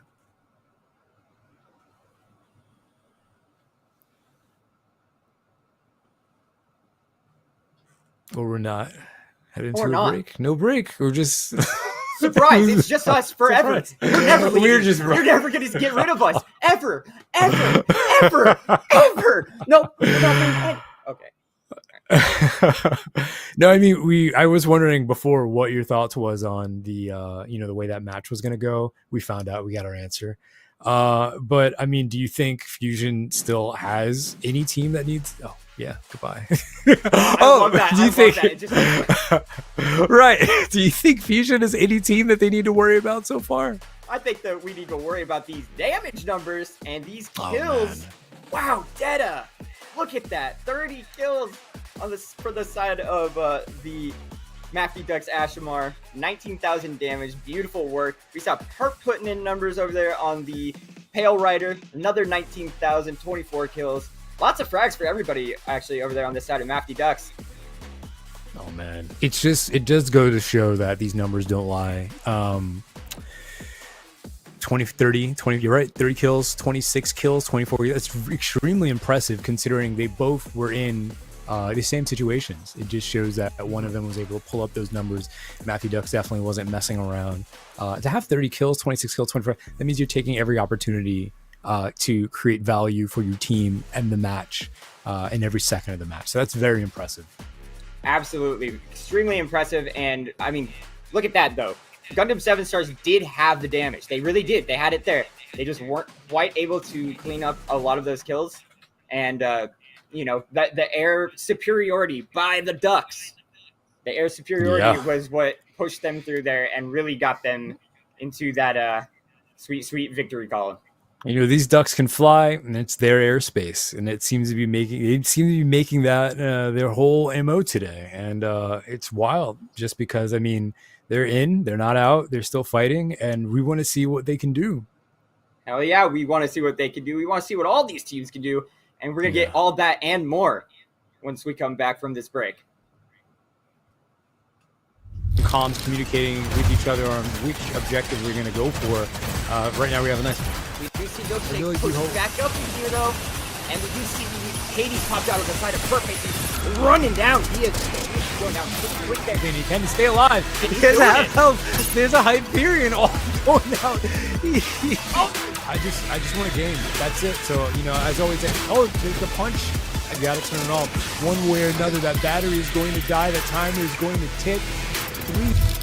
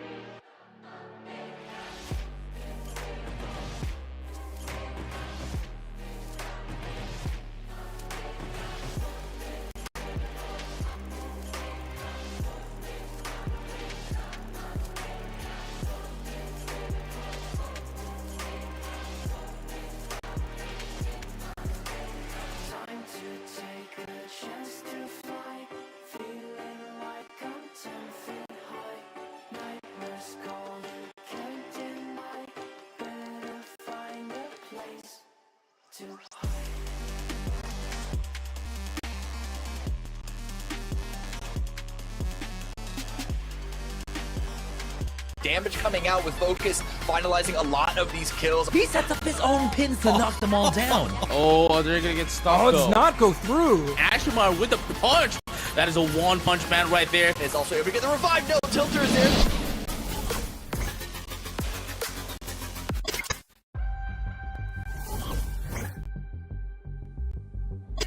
That happened so fast. Again, though, these ranges are all so perfect for that particular G maneuver. So we are going to see, we're going to see a huge push here. Casino pushing in first a lot of the time, taking a little bit of extra damage on that pretty high HP suit. But can they clear out Keicho here to get this plan? It looks like they're at least going to drive them back. Oh, but this is a great counter push. Of basically your zombie player. You need that extra, just a little bit of cover, just in case. Maybe he eats up that bullet instead with the shield. But oh, a nice Ashimar punch! Oh, knocks them down like bowling pins, and now that's gonna stagger them. So Even fourth attempt here.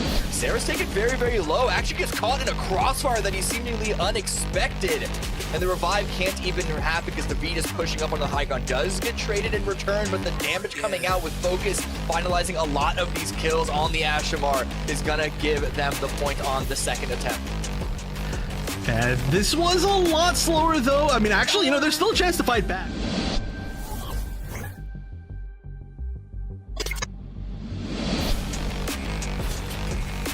There's another defuse attempt. Did not go through. There's another defuse attempt. Oh, they're gonna get stopped. Oh, it does not go through. It's not. It's a Taurus. And that is it, I think.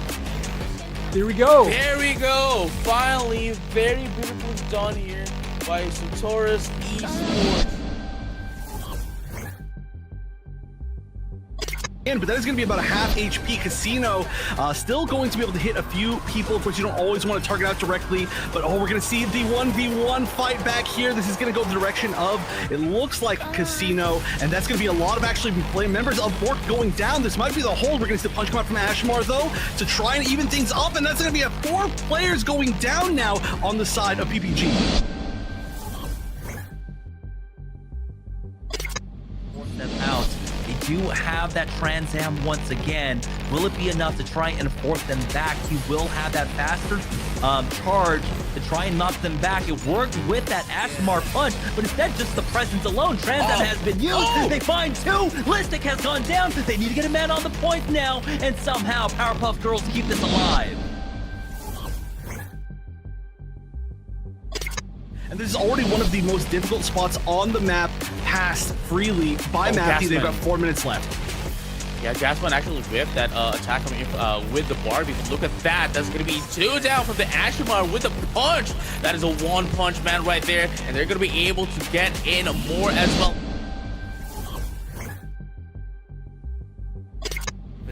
knock them out of that high ground quite yet. Dark Confessor does get knocked to the ground, but will survive for the time being. And there it is, Red Protocol with the punch and the setup. He sets up his own pins to knock them all down.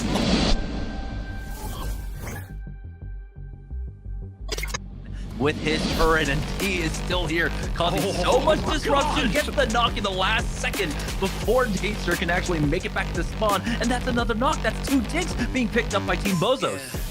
Wow, that was an aggressive chase. That's going to be 3 ticks.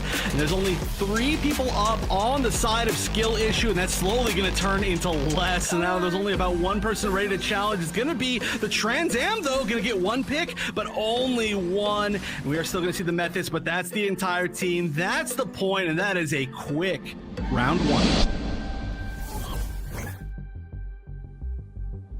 The Evictus Hades is going to already take down 1. Needs to get more than that. J-Slay is going to take down Nox as well. That's their tank going down, but they just weren't able to get the more than even 1 kill with that Hades. Yeah, the Red Protocol on the Ashamar is doing absolutely amazing work here. Takes very low, has to fall away, but is able to retreat to a position where a med pack is also able to get the revive. No, Tilter is there to try and at least make it a full 1-for-1 trade, but now Red Protocol does finally go down. His Fairy Chain answers back, but the Mega Charge arm did come through in the meantime. It's up to Skill Issue to retake the site and disarm that bomb. But with all this verticality, it's going to be so hard to lock down last second. Come on.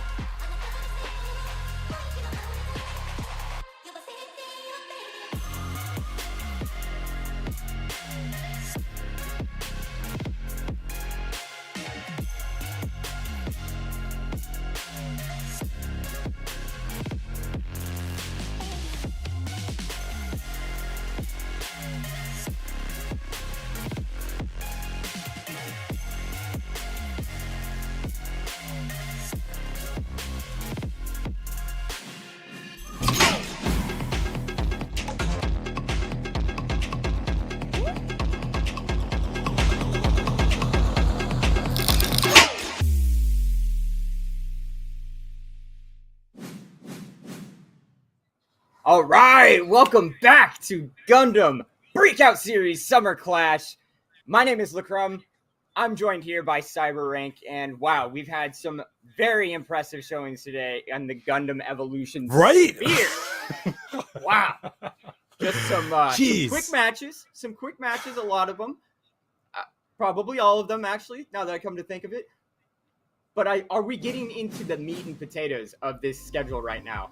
Are we getting into the hardcore, the matches that we're just dying to see? Because I think we are. Yeah, I think we are as well. I also think that our community is a bunch of, folks that really enjoy rooting for underdogs. They really enjoy the risks, the rewards, the gamble, some would say. And, man, but Fusion's not playing that game. They're definitely not playing that game at all. Kamille's a man's name, sitting at 3-0. Mafty Ducks at 2-2, and Gundam 7 Stars 1-2. Rizzards of Oz with 1 under their belt and 2 defeats. I mean, we got a day. The day's still young. Who knows? It's still anyone's game.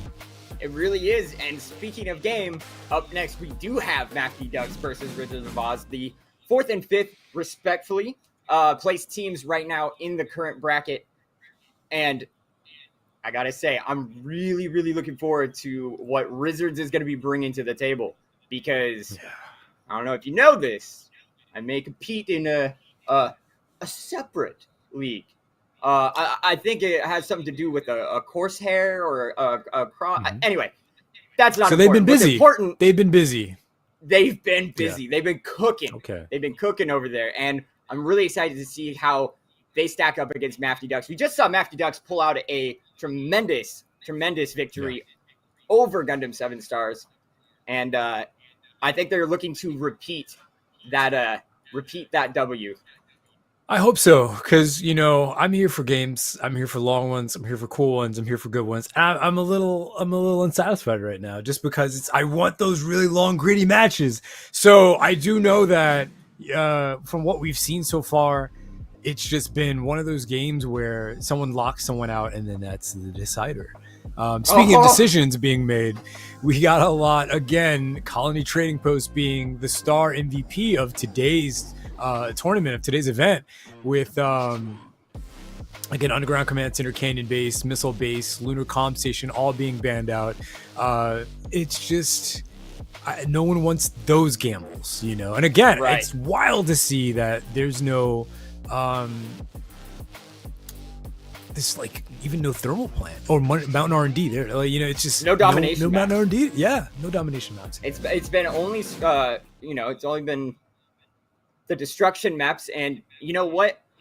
I'm gonna go out on a limb here and say that with that being Mafty Duck's pick, just smart gameplay really from them. They just got the W on that map. They know that there's a couple things that they could probably hone in and perfect in order going up against Rizzards. But here's the thing they don't know is the Rizzards came to Riz, all right? And they are not going to be backing down. They just watched that match, I'm sure, and they're going to be bringing the heat. So what do you say? Let's get it going? I mean, I'm ready for a show. Again, it's like Rizzards of Oz, it's a great name, but can that name, hold them? Can they hold that name accountable? Yeah, can they live up to it? Can they? I think in this situation, Mafty Ducks, they got themselves in a row. They know what they're doing. They know how to swim in this situation. And if they can just continue to do what they're doing, I don't know. Can the Riz swim? Can the Riz swim? Can the Riz fly? Find out after this break.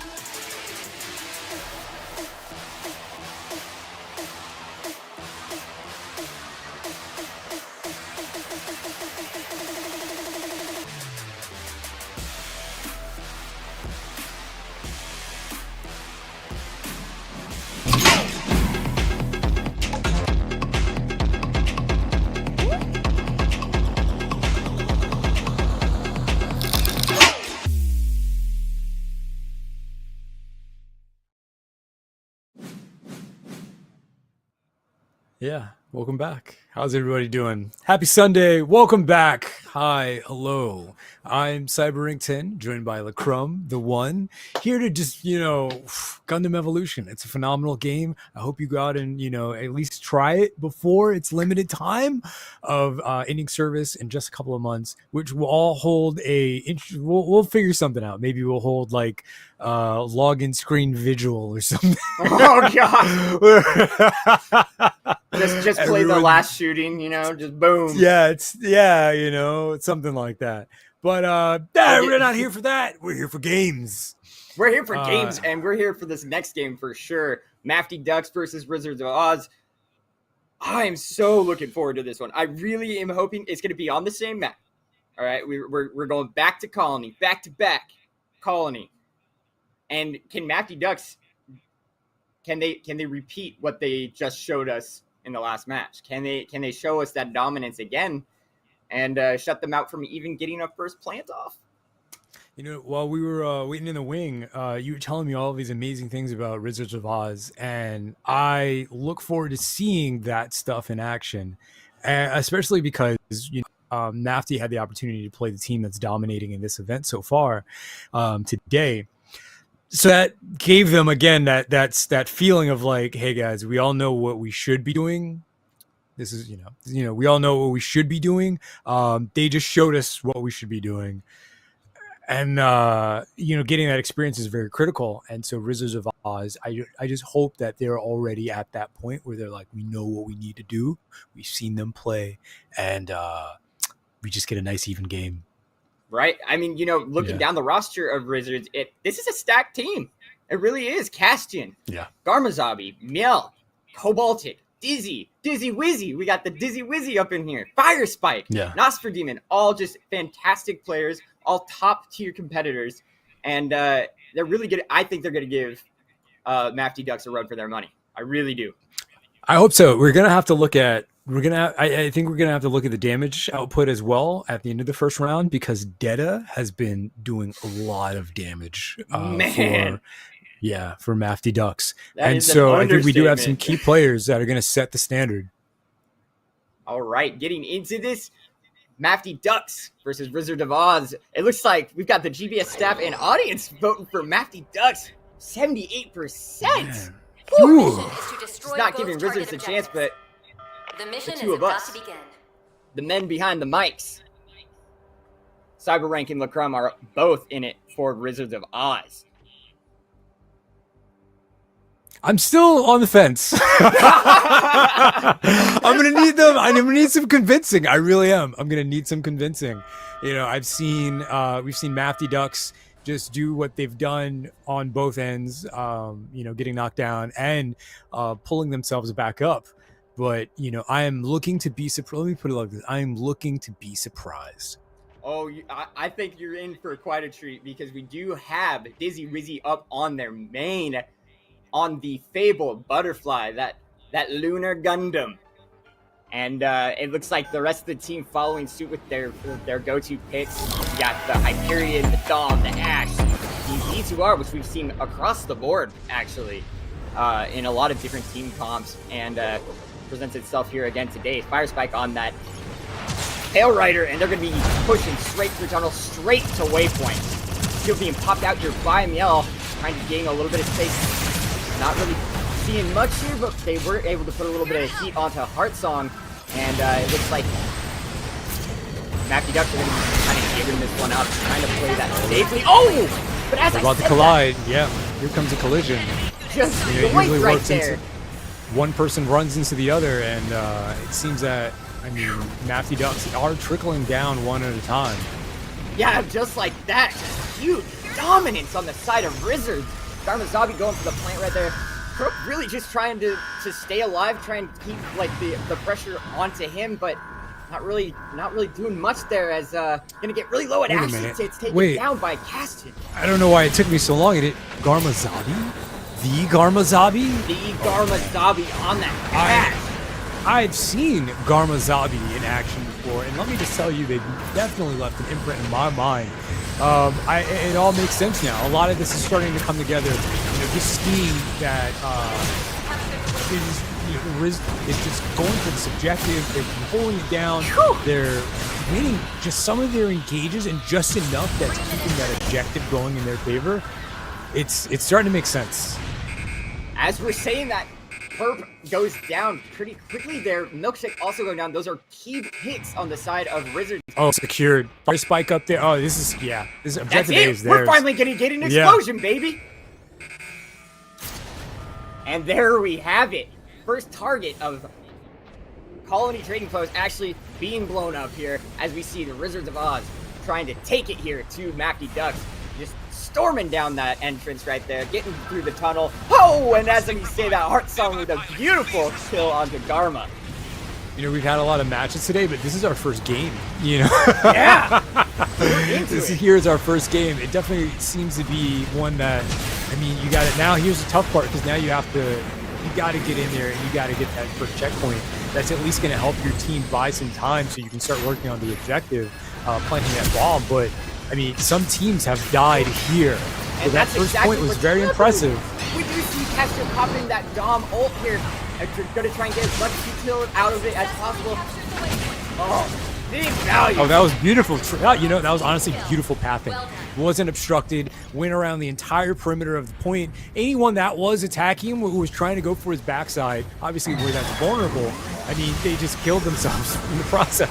However, a great G maneuver comes out in zone denial, and it didn't work. He was still able to be planted in the Riz's favor, even though it's being disarmed. Oh, there goes the disarm. Garmazabi, oh, there's the wipe. Oh, but Perk does get picked up. By Milkshake. You see Kubalti trying to pressure a little bit. He does have his G maneuver here. Maybe because he's able to stun them long enough for Fire Spike to pop down there with that Hades. We got 2 stuns actually on the side of Rizzards of Oz. And it looks like I said, boom, punch comes out. Oh, no. Hear me out. This is a much shorter defense point now for Mafty Ducks. And, I mean, never mind. I'm eating my own words. Oh, team kill! Team kill! And just like that, kill. Just like that, Rizzards of Oz popping in all of their util really. Meowth though still having that Lumiere Lancier thingy mabobber. I could never pronounce that correctly and I never will, but HYG popping off the Dom ult here, gonna be just taking it through. Maybe looking to take that waypoint, but no, with a huge ult! Maneuver, yeah. It's 3! Milkshake left to try and defend top their D maneuver. And oh my gosh, they get just a swarm of Rizzes. And the Can't wait to live right now. He's still alive. And we see the butterfly ult though, the clutch butterfly ult as the disarm trying to go off here. Not popping it, holding on to it as one who can. Right, OG holding on to it. Oh, there it is. And there it is, as soon as the Hades gets popped from Perp, the butterfly rings out true. Look How at poetic. that. and there it that's is. The first round. Yeah, round over going to Riz. It's crazy. I get it now. I'm rizzed. I feel You're rizzed, I brother. feel rizzed. Let's go.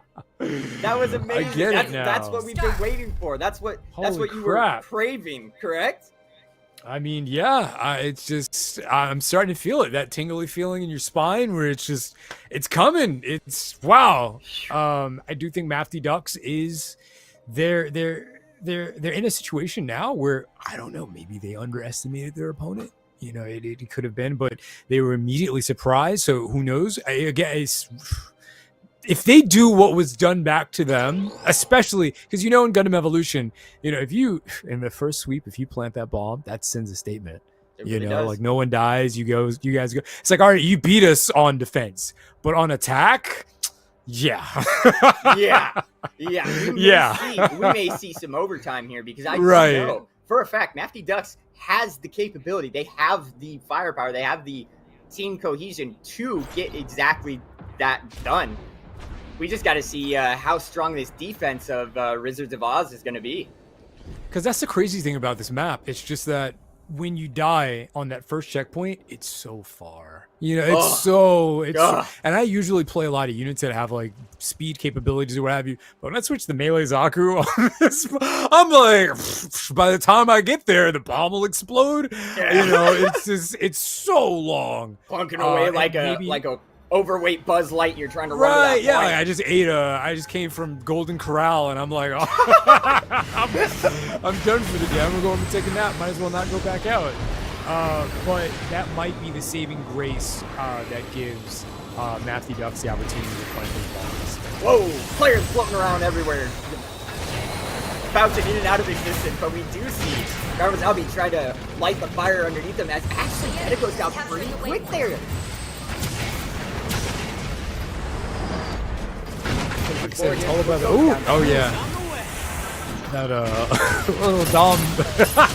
I believe we do have some players that are not North American servers are not their primary servers.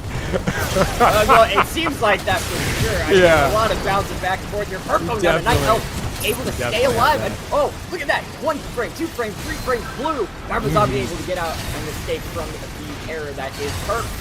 Oh, we do see Deta going down again, though. Garbazabi really low. Does go down. And it's looking like Perp really taking advantage of these slideshow kills.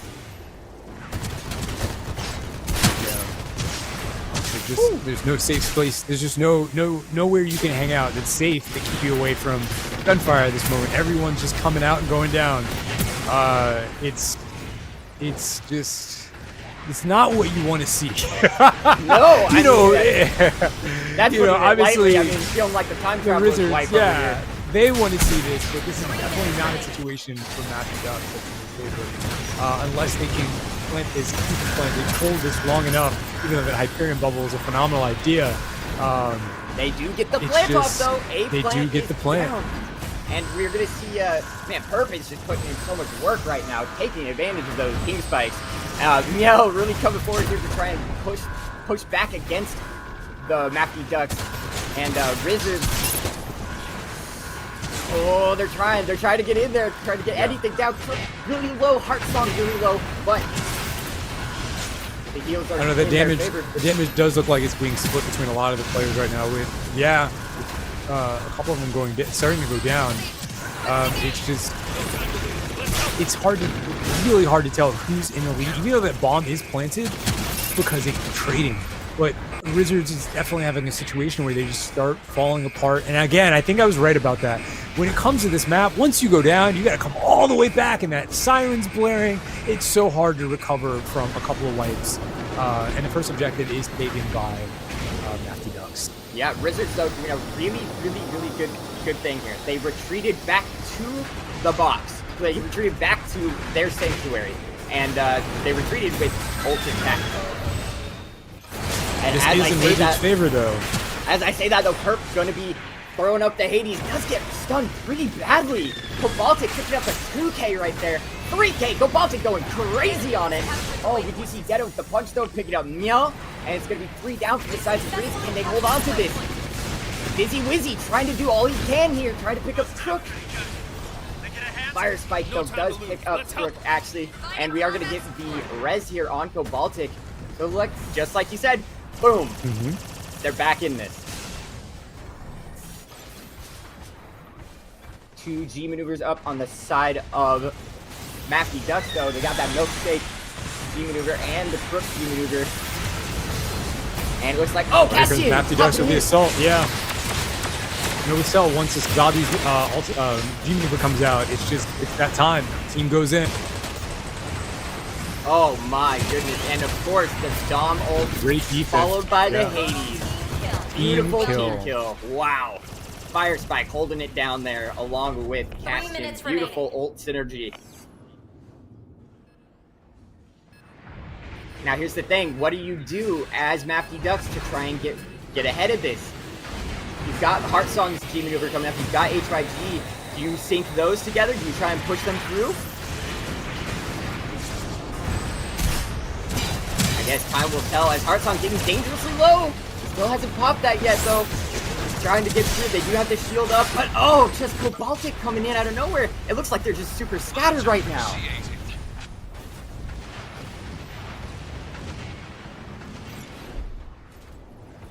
This is rough. This is not a situation that you want to be in. This is extremely rough, especially when you've tried multiple times and you're just trying to get in there. And it's just every opportunity is just not working out in your favor. You have to look at your team and go, guys, what are we doing wrong? Let the adrenaline stop running and think. Let your gaming do the talking, as we do see HYG popping in there. We still see Heartstomp with his G maneuver, and this is exactly what they needed. The damage going out for the side of Mafty Ducks. Yeah, but you know what? In a situation like this, you've lived it before. You've gotten the enemy team down. Is Bill gonna try and hit them? Oh! But you gotta admit, too much time was wasted on that checkpoint. There's one guy left. Everyone else is alive. Why does it take 6 people to defend that one checkpoint? So in a situation like this, them trying to go in, they're just going to receive the same treatment because, hey, you gave the enemy team time to recover. And there's one thing we've noticed so far, the Rizzards just need an opportunity and they'll exploit it in their favor. Yeah, and it's looking like Crook just trying to defend the waypoint with his life, doing anything he can. Does come up on his G maneuver, but isn't able to fight. Oh, sorry, excuse me. That was the G maneuver of Perp actually coming up, but Perp going down pretty quick there as we do see the pushback again from the side of Rizzards. We got less than 60 seconds left on the clock. That last play that you saw was exactly what we needed to see. However, too much time was used not moving into the next objective. How many times have you done Harbor? Here, I mean, they're going in again. How many times have you done Harbor? No one waits at the first objective. You always start setting up for the next one. The counter G maneuver from the Hyperion. But this is exactly what I'm talking about. Doesn't matter what your allies are doing. You want to plant that bomb. And he does up ahead and at least create that chaos, create that distraction, and then you wait. You let your team come in and continue to help. It's just that's what we needed to see the last play. Yes, that is what we needed to see, but we're hoping that maybe they can. Nope, they just couldn't get back there in time. Yeah. 9 seconds left. Are they going for that A plan? Seen this game long enough. That emote was perfect. 3, 2, that was perfect. Love to see it. 0. You earned it. You earned it. The Rizzards taking this victory. GG. GG, well played. Absolutely. Just great showing by both teams there. Mafty Ducks had so many chances and had so many great looks. Garmazabi picking up the well-deserved MVP right there. I told you, man. The Rizzards had a little bit of Riz for you. They had some magic actually coming in. Rizzards of Oz, you told me. You definitely did. I will say, LaCrumb, you're a man of your word, and you had confidence in that. Mafty Ducks just set a standard. The Rizzards of Oz came in and just pushed the bar a bit.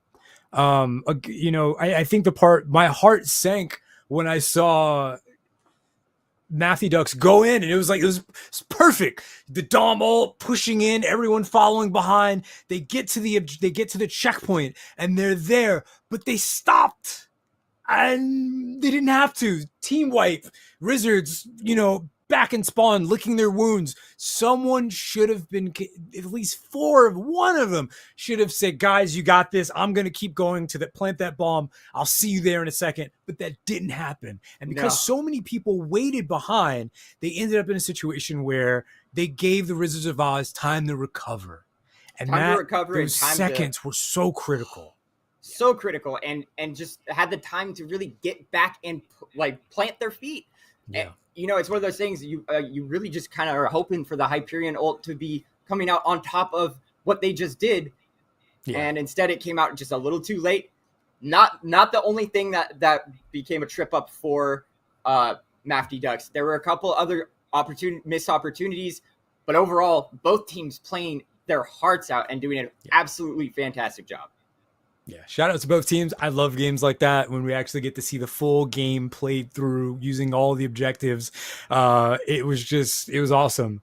It's just, again, man, it just goes to show that sometimes, there's a saying, at least in fighting games, about, you win based off of the opportunity. You win based off of the opportunities and mistakes that your opponent gives you. That's winning. If your opponent makes enough mistakes, or if they don't capitalize on enough opportunities, then you kind of win by default. No, that's very you know, true. it's only gonna go in one side. And again, everyone waited on that checkpoint. And in my mind, I'm like, why are they just standing there? Go, go, go, go. And it's just one guy who's like, haha, I tricked all of you. You're all attacking me. Yeah. They fell for the classic bait. The classic bait. That really was the classic bait. It really was. It really was the classic bait. You hate to see it. You hate to see it, but you love to see it because we actually got so much content out of that. We got so much game out of that. Yeah, we did. We definitely did. Oh, it's great. I'm looking forward to seeing what else the Rizzards of Oz can pull out in this event. This is what Summer Clash is all about, you know? Like, Right? This is why we're here. This is why we do this. We want to see these things.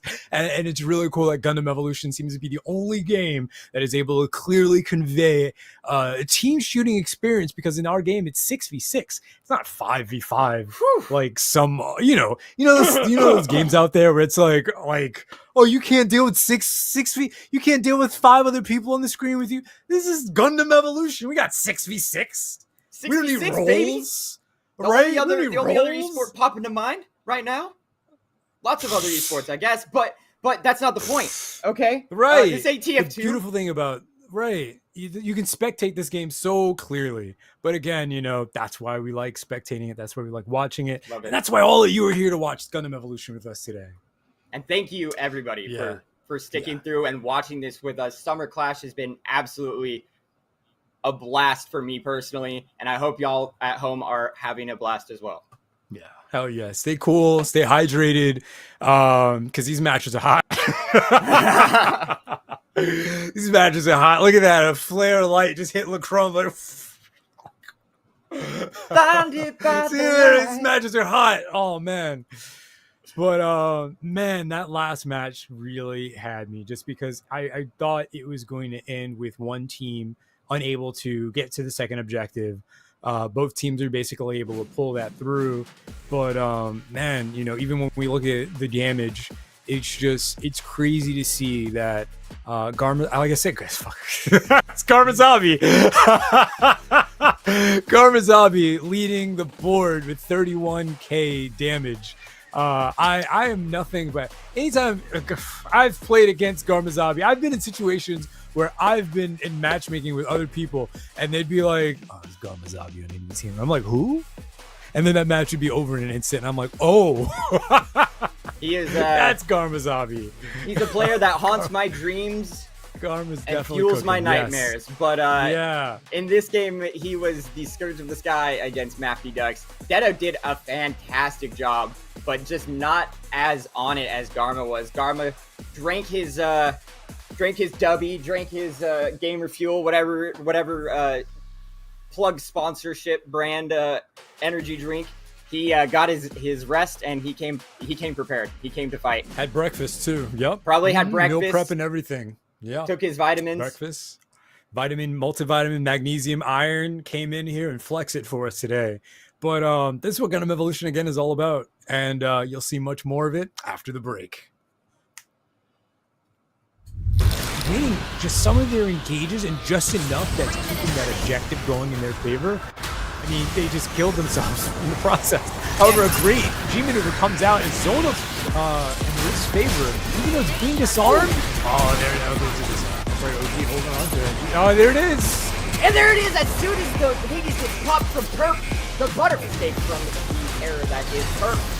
Oh, we do see Detta going down as is playing. They told this long enough, even though the Hyperion bubble is a phenomenal idea. Really badly. Gobaltic picking up a 2K right there. 3K. Gobaltic going course. The Dom ult. Great defense. Followed by the Hades. Beautiful team kill. Why does it take 5 people, 6 people to defend that one checkpoint? So in a situation, how many times have you been Harbor? No one waits at the first objective. You always start setting up for the next one. The counter G maneuver from the Hyperion. But this is continue to help. It's just that's what we needed to see the last play. Yes, that is what we needed to see, but we're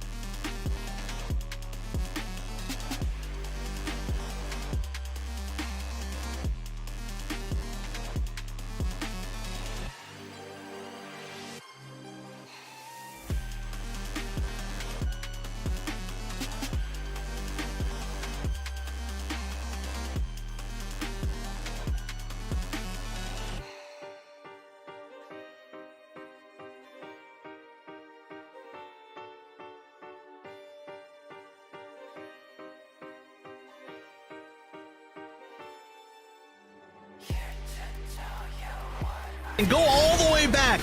You cannot be here. Carl Sagan! Pops the funnels and does Moonbeam Butter. Go. The Trans Am to try to retake this high ground. Yeah, that's where LS gets to succeed as they try to go for that res.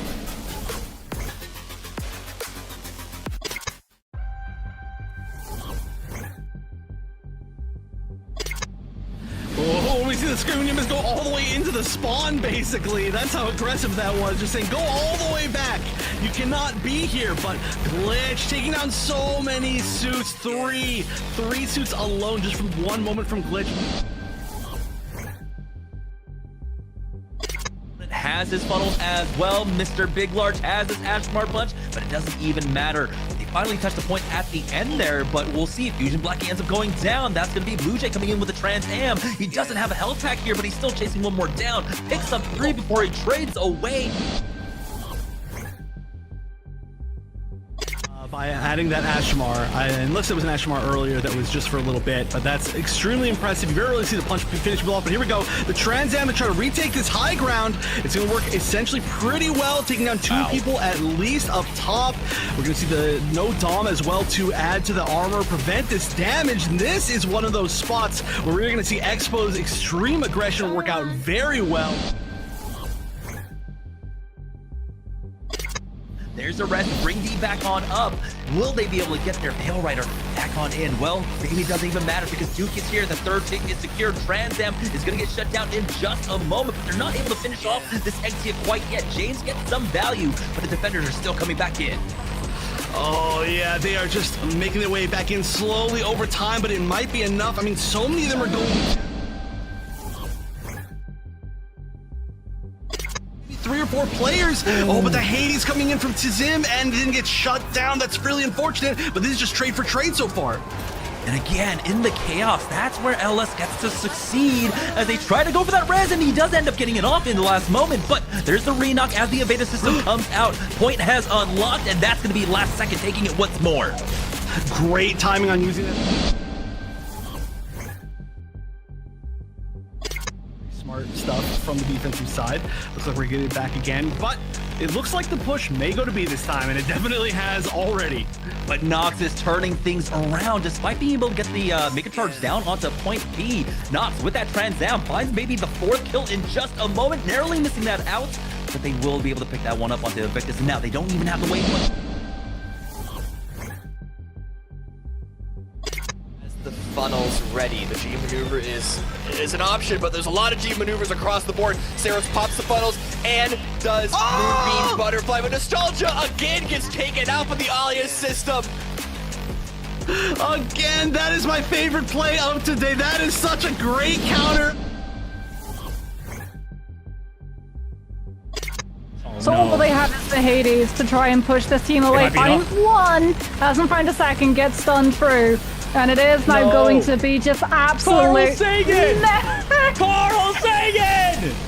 Carl Sagan coming in with the absolute clutch Zaku to melee G maneuver. And it's a method of desperation coming out from Inarizaki. But with Red Protocol going down, we can't do anything off of it. And they're getting close to that Barbados G maneuver as well. So One Trick Tony has to be ready to respond to it. He does throw down that AoE, and there it is, the Barbados G maneuver. Chaotic coming up with 4, and they are instantly onto the point, dealing with one last member here, and that is going to be the enemy Barbados falling. The second tick will absolutely get secured, along with the third skill issue. Need to just stop them from getting the full cap. fight for this high ground, and immediately, of course, we're going to see who can land the best Molotov. That was a full one. Look at that, almost 15%. Oh, already built. But the XDF flank coming out from Team Bozos. That's going to be Duke in the back line, pulling them back. They do find a knock onto Spoon. That's the Gundam Unicorn going down. Ashamar now in, along with James on the Exia, and that's a full team wipe for Gundam Unicorn.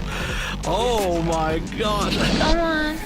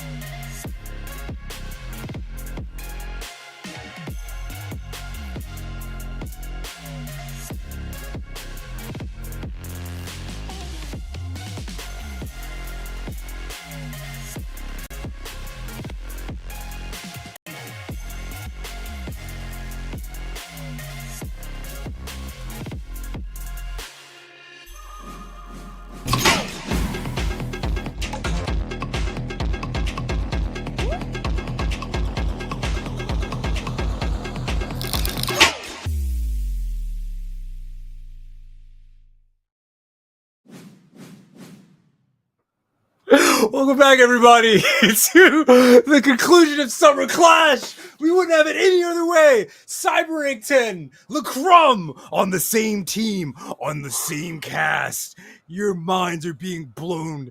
And don't worry, we got a cleanup crew. If anything, Kamille's a man's name versus Fusion. Oh, Final team of the day. Hot just damn. Woo! Two juggernauts, two bulls ready to go at it, butt heads, and get started. Man, I am just looking at these rosters, and let me tell you, I'm excited. I am so excited because we've got break this down Camille's for a us. man's name. Oh, absolutely, would be my pleasure. Camille's a man's name, and Mafty, Profi, Omni Zyros, Gasman, Omni James, Casino, Listic, and Arrow with focus, bringing it on all home for Camille's a man's name. Did I Oh hear my Gasman? god. Is I that heard legal? Gasman. Is it legal for all of them to be on the same team at the You same know, time? A lot of people would say no, and if you've ever experienced a casual match of Gundam Evolution, you would know that some people What? would go as far as to say they're villains in this. I don't think so. God. I think they're heroes to me. They're wonderful competitors, and they do nothing but win. I think some people actually alt F4 the second they see that happen. I think they do too, and Couldn't that's be called me, fear. but I hear that happens. Yeah. You want to go ahead and run down the roster of the competitors' Fusion?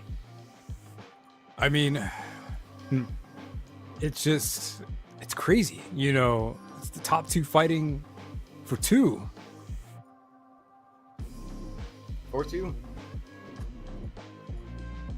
Oh, sorry. Yeah. Top two fighting for first place. I mean, Fusion is, we've seen them play all day long. It's crazy. It's just, they got TZM over there. Jets is just, we've seen so many numbers coming from these guys, keeping the score in their perspective, in their direction, keeping the match. They've been the talk of the day all day long. It's just, I can't fathom how Camille's a man's name is going to get over Fusion. This is going to be a bloody, brutal battle.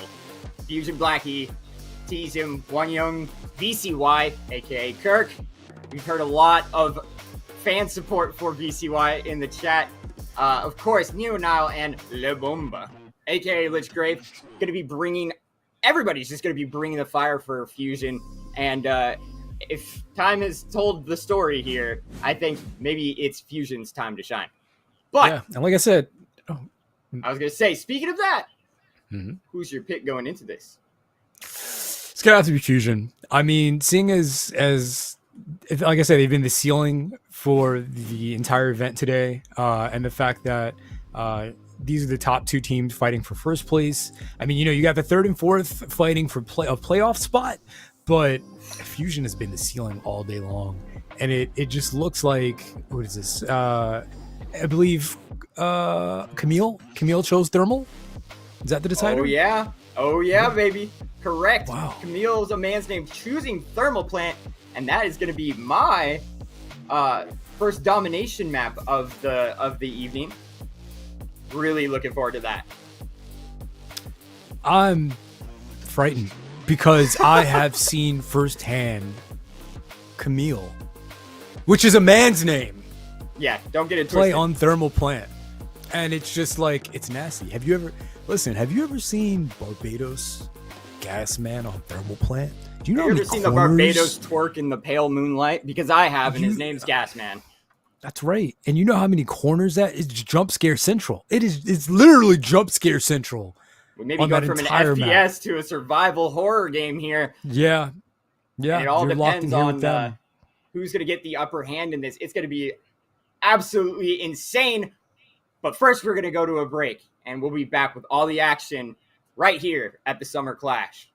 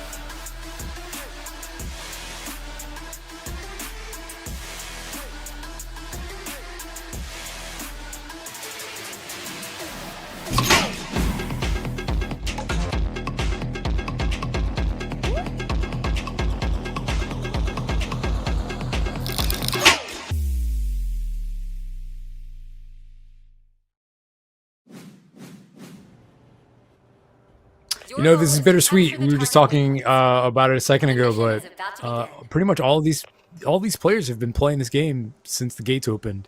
So it's definitely a bittersweet situation where I was telling Crumb earlier, you know, I want everyone on both teams to win, but that's not possible. And it's out of our control with about 60% of you voting for Fusion. We're going to find out and see who walks away with that win today. Absolutely. Both teams going into this 4-0. This is going to be one hell of a fight as we see Zyros on that Ash Bar just trying to get that height advantage here. You do know he's going to be going up against Le Bomba, Lichgrave for that air supremacy battle. DCY going down really low. Yeah, a little network issue happening there. Yep. Objective C is going to open up in about 5 seconds, and then the game really is going to start. Arrow coming in deep, trying to get onto Teasm, and this has been a battle of the ages. Teasm, though, with that Mara-type, more health, baby, able to pull him in here. Neo now dropping down on the point, trying to get as much damage as possible, but does end up getting stuffed there. Oh, and the objective goes to Team Fusion with about 43 seconds left on the clock of that objective to milk that, giving their team about 37.1%. I mean, again, this is still anyone's game considering these objectives really require your team to dogpile onto it, defend it, hold these points. This match can be a sweep or it can drag out. It all depends on these two teams. Absolutely. A little surprised not to see the Gasman pick here, actually. So no Barbato's play, but we do see Listic up on that Susanoo, brand new class, brand new mobile suit for Gundam, actually, and doing work, actually. Is able to try and like poke there on the side, just trying to get that height. They're trying to control B now. They've already given up on C. C is squarely in the favor of Fusion, and they're just trying to make sure that they control this height. Now, you know, these next 25 seconds are going to say a lot, because if Kamille's a man's name does not get this objective, it's going to start feeling like a shutout. And that can be very demoralizing.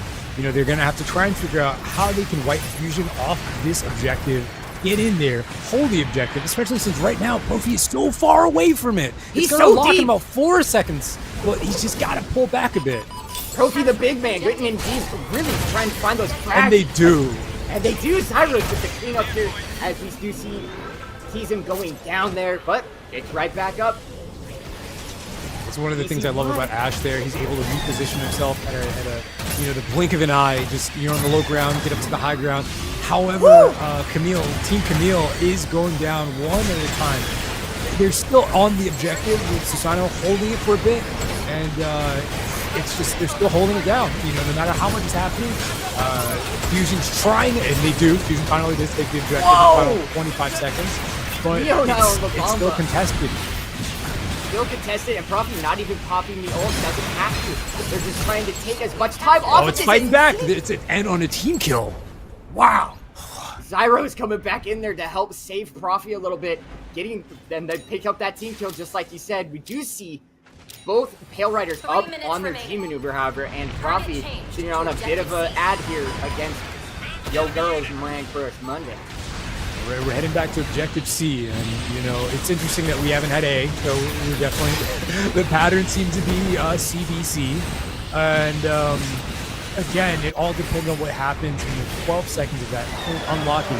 All of this here is skirmish. Everyone's just trying to, you know, add pressure, and I think in situations like normal queues, no one's going to really pop their ult yet, or team maneuver, everyone's going to wait, but hey, everyone says, I see a target, I got to get rid of that target. Yeah, Neo now actually did end up popping it fairly early, and maybe just popped it because of the presence of Focus popping their team maneuver. I don't know, that there wasn't a lot of value for that particular team maneuver being popped, but it looks like it's going to be wrapping over to A, like you said, but not for another 40 seconds. So they've got plenty of time to try and push back in here and take the point. The thing about these objectives is just that, you know, to be fair, that clock can run down, but as long as you get the last objective when the clock in its final 60, that's kind of the only one that matters. These teams are just doing everything they can, obviously, to get whatever points that they can steal away from each other. But after a certain amount of time, it's almost not even worth it trying to go for the objective. And look at that, Listic falling to the shotgun of the Suzabi here, and some beautiful shots ringing out, almost perfectly timed. And that's going to be a little bit of time for Fusion as they're going to be rotating over to this A side. It looks like Labamba peeking in here. BCY going down again. Oh no, but they popped their ult, so it's going to be down for them as well. Arrow ringing out with the axe there. And it looks like Team Kamille, they know that this is set up in their favor. They take A, they win the round. You're going to get, what, you only need about 30 more points. Yeah, 30 more percent. They can take A, refresh. Here it is. Game's theirs. That's a lot of relief. And again, A is rough. You can shut an enemy, you can shut the team out from even getting in there by keeping them in spawn, trying to make exactly them what Cyrus is doing right exactly here. what he's doing.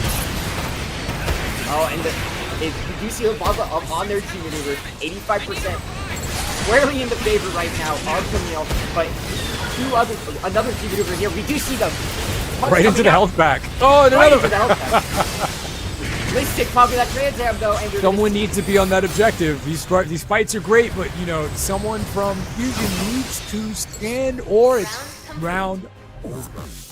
Just like that, just like you said, they played the point well. They brought the heat right when they needed to in order to push them off of that point. Didn't give them any ground. That's the thing that Kamille will do. They will push you and push you and push you. They don't care if they have the point. They've got people watching their flanks. They're gonna push you right. They're gonna go right up to you and bring the fight to your face. Yeah, but you know, right to your front door. But is no one? You know, what about the days of the lone flanker? You know, is there no one? Why going? Hey, I know my team's fighting right now. I know it's 5v6, but I just need to. I guess not. I need to get the objective and disrupt a bit instead of everyone going in through the front. And I guess that's just not a possibility right now. Here's the thing. You've got Zyros controlling and zoning right now on the Ashmar, and you've got the one and only Arrow on that Z2R. You've got your lone flanker, baby. He's just holding down that flank by himself. I wouldn't say by himself. Listic is there, and he's helping, and he's putting in a lot of work as well. Yeah. And, you know, I was going to say we definitely need to see a bit more concern for the objective, because for a moment there it felt like those old days. It was like, hey guys, no one's playing, you know. And again, it's one of those things where it's like, how do I know you're playing the point? Because you're dying on the objective. Right. If you're dying before the objective, you're not playing the point. And as you say that, look, even more just dominant point presence here from Kamille. Listic picking up BCY really, really early. And that's kind of been the tail of the tape right now. Fusion going down. Oh, the Saw's going down there for the side of Fusion. But luckily, a couple actually staying up right now as Anataka. This is not what I want to see, though. You know, that's rough. You know, Fusion is just where they were grouped up at the front door. That's not a great place to be, because we know that's such a great opportunity for the enemy team to funnel you through and take you down. Even though they made it out, again, Objective C is a hot topic right now. They have to figure out how they can get there and at least fight for it and get, steal the points away. He's not letting that happen. Nope. Listic and Focus Profi, the entirety of Kamille with a team kill right there. Just savage. Very interesting to see Fusion on this side of the experience, considering they were able to do this to their opponents earlier today in some of these matches. And this right here, this isn't a fight for the objective. This is a fight of survival. This is fighting just to have presence in the game right now. Yeah, Kamille with a chip on their shoulder didn't want the upstarts Fusion really to have look at that. They know room. Aiming just a little over there, that's considered spawn camping. But they do back off. They do have really great point presence awareness. They know that the game is won by the point and the point alone. You're going to keep walking over to A very soon. Fusion doing a good job actually of pushing out here, getting through. But again, so hurt already. So many people in the red, and it looks like one's going to go down, and I'm just going to call it a couple more about to follow. I really liked how Team Kamille was able to use Pale's health just to keep them going as they started traveling forward. And you need that. Those types of little supports really do help you take up space. Niall doing the most right here, trying to push in landing his headshots, landing the damage, and actually busting back over to A, but he runs straight into his Zabi, and then he's cleaned up by the flank. Oh, man. Can't do it all. And it's going to be winding down here. We've got 78% squarely in this for the side of Kamille, as Fusion seems to be just going in one by one right now. They do end up finding a hit onto Listic. Ooh. And another pickup back here for there. BC1. Yeah. They got At it. this point, you know, objective unlocking, objective B, which is very poetic because I'll never forget the first time I saw Gundam Evolution. I think they were fighting on this map. It didn't necessarily look exactly the same, but it looked very similar to a map like this. And this is where it starts, and this is almost where it ends. But if Team Fusion does not find a way to get to objective B, that's it. Because and, you know, they might actually Team Kamille find their doesn't way need very through. much. They may find their way through. They have 5 G maneuvers up right Arrow's not letting them get in. Arrow is not letting them get in. And Doku Range has received nothing but buff after buff. Arrow's not focused. Oh, that was a great counter ult. Huge counter ult actually, and we're seeing it pop out here. We do see the Hades. Whoa, they do it! They do it! Fusion takes the objective. Right at the very end, as we're now, you know what? This is the exciting part. They just need to hold it for 100%. We've seen that happen before. We've seen teams go from 0 to 100. We have seen that. It's 0 to hero, be a reverse sweep. Absolutely, because really the ult utility is going to be about even. We are going to see Geo coming up on their ults a little bit sooner, and Arrow actually being an absolute menace, getting the point back to the side. Casino doing everything they can. That ninja. Oh, it's back again. It's back in the hands of Fusion. It's back in the hands of Kamille. And I think Kamille closing their grasp, and it is theirs. Wow. What a match. Camille's a man's name, and I am a man. And I'm a man. That was wild. As we see the MVP going out to the one and only Casino. Casino, one of my buddy Crow's, that was the first person he actually ever had a casual game of Gundam with. Just loaded up, and it was, I believe, Casino, Hawklight, a bunch of the gang. And he had no idea. He was just like, hey guys, we're playing this game. It's cool. Robots. Awesome. Listen, I'm on cloud 9 right now. Waited all day. Got the match that I always wanted to see. That was amazing. It was just it was the turnaround at the end of all of that just really cements why I and so many other people love this game so much. Just seeing the objective go between Team Kamille and Fusion, and Kamille and Fusion, and then just Fusion at the very end, knowing that we need to hold this. This is it. We have it at the final. We can go from 0 to hero, like you said, but everything right now rides on us holding this objective. It did slip through their grasp. Someone was able. I didn't get to catch who it was. Maybe someone in chat could find it, or we can get a replay of something. But I didn't see who momentarily snuck in and stole the objective back for Team Kamille, but it was so pivotal for Fusion to hold that objective as long as they could, and I was ready for it. That was amazing. I was ready for it too, man. You were sitting there, you were like, I don't know if it's gonna happen. You just gotta believe. In Gundam Evolution, you just gotta believe. And they really it's like that. Such a good performance from both teams. Yes. Obviously, just 2 top-tier teams who came together and just locked horns. And this time around, Kamille gets the upper hand. May not be so I'm not going to say lucky, because that was obviously a lot more than luck. That was a lot more, yeah. And they do get to fight. They get to move on to first, to fight for the first place. That is, absolutely. That's true. And we're going to be seeing even more action. Not tonight, unfortunately. That will be our last match of the night. But going forward to our next set of matches for, I believe, next week. Next weekend. Mm-hmm. Next weekend. Yeah. I'm really looking forward to that. It's going to be the top 3 teams from each bracket, correct? I believe so. Yeah. Top 3 teams from each bracket going on to face each other. Do we have any stats that we want to pull up here of that last match? damage stats? I'd love to be. Yeah, I'm pretty sure the team's putting all that stuff together right now. Yeah.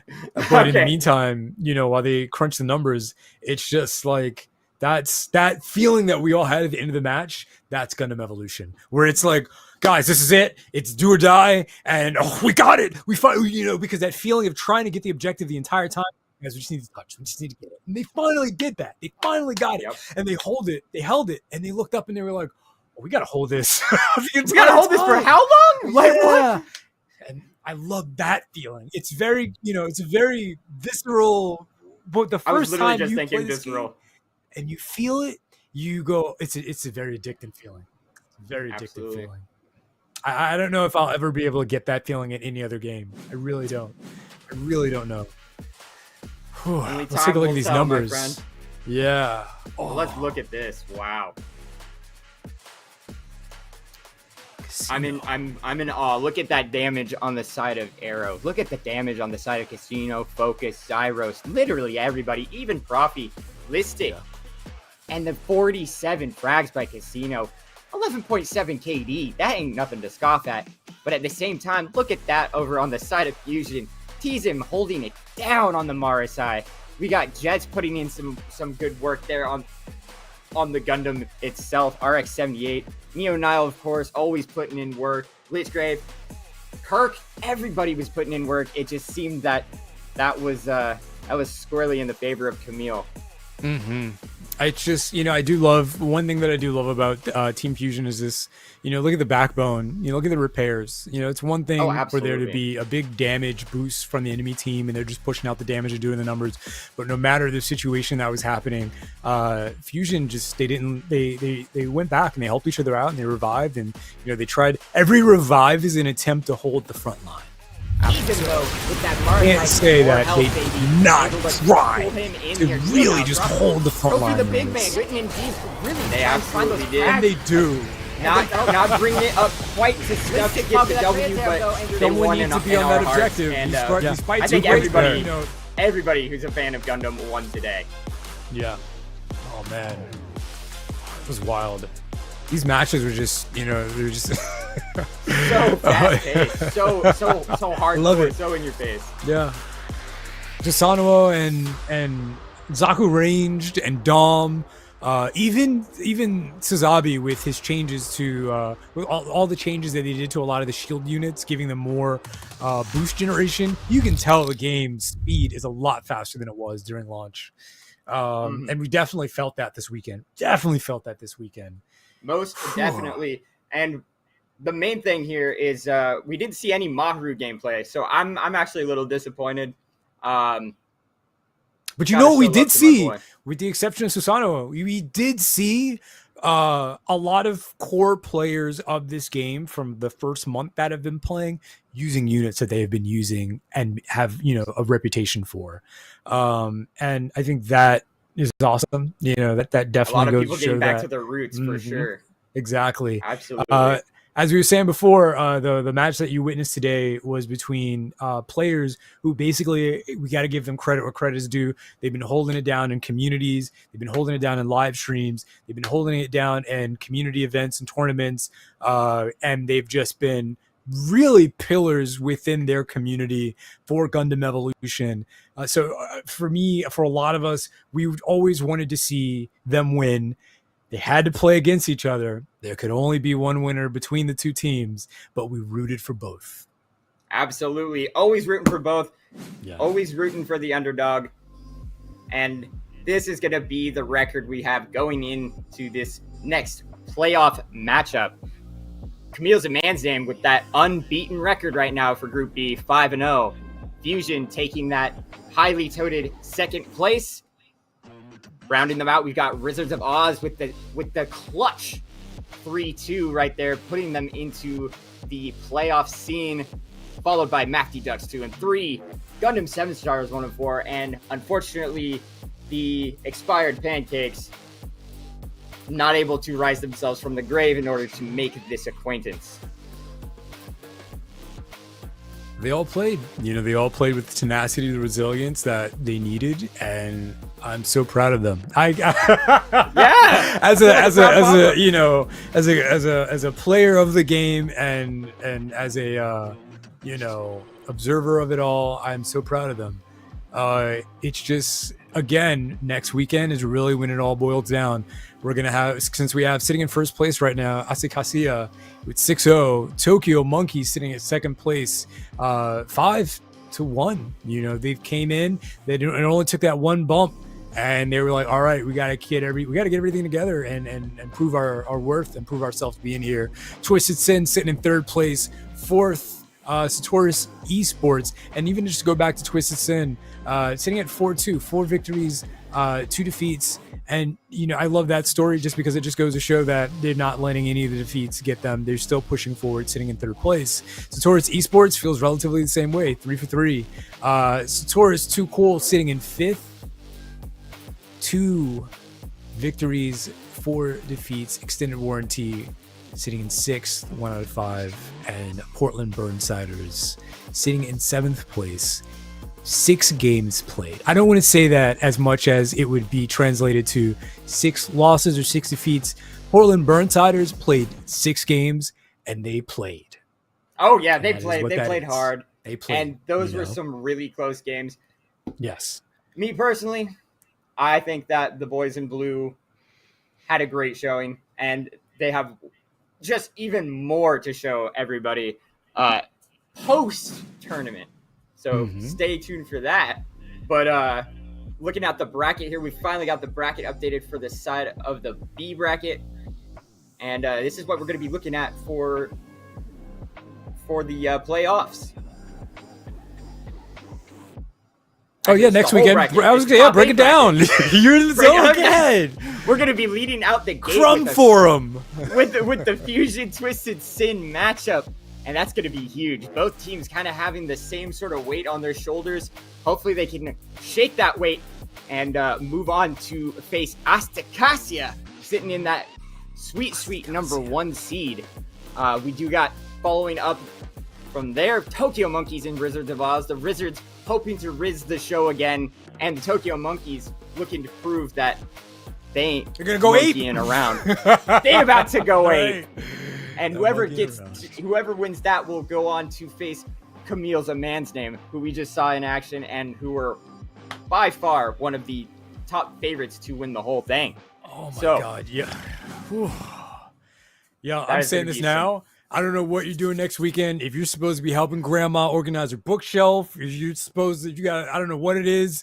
You need to be here. You need to tell grandma these teams are playing next weekend. Rizzards of Oz playing up against Tokyo Monkeys. There's a good chance that, it's Asikasia. They could be fighting it. I don't care. I don't care what's going on. Call out of work. I don't care what you need to do.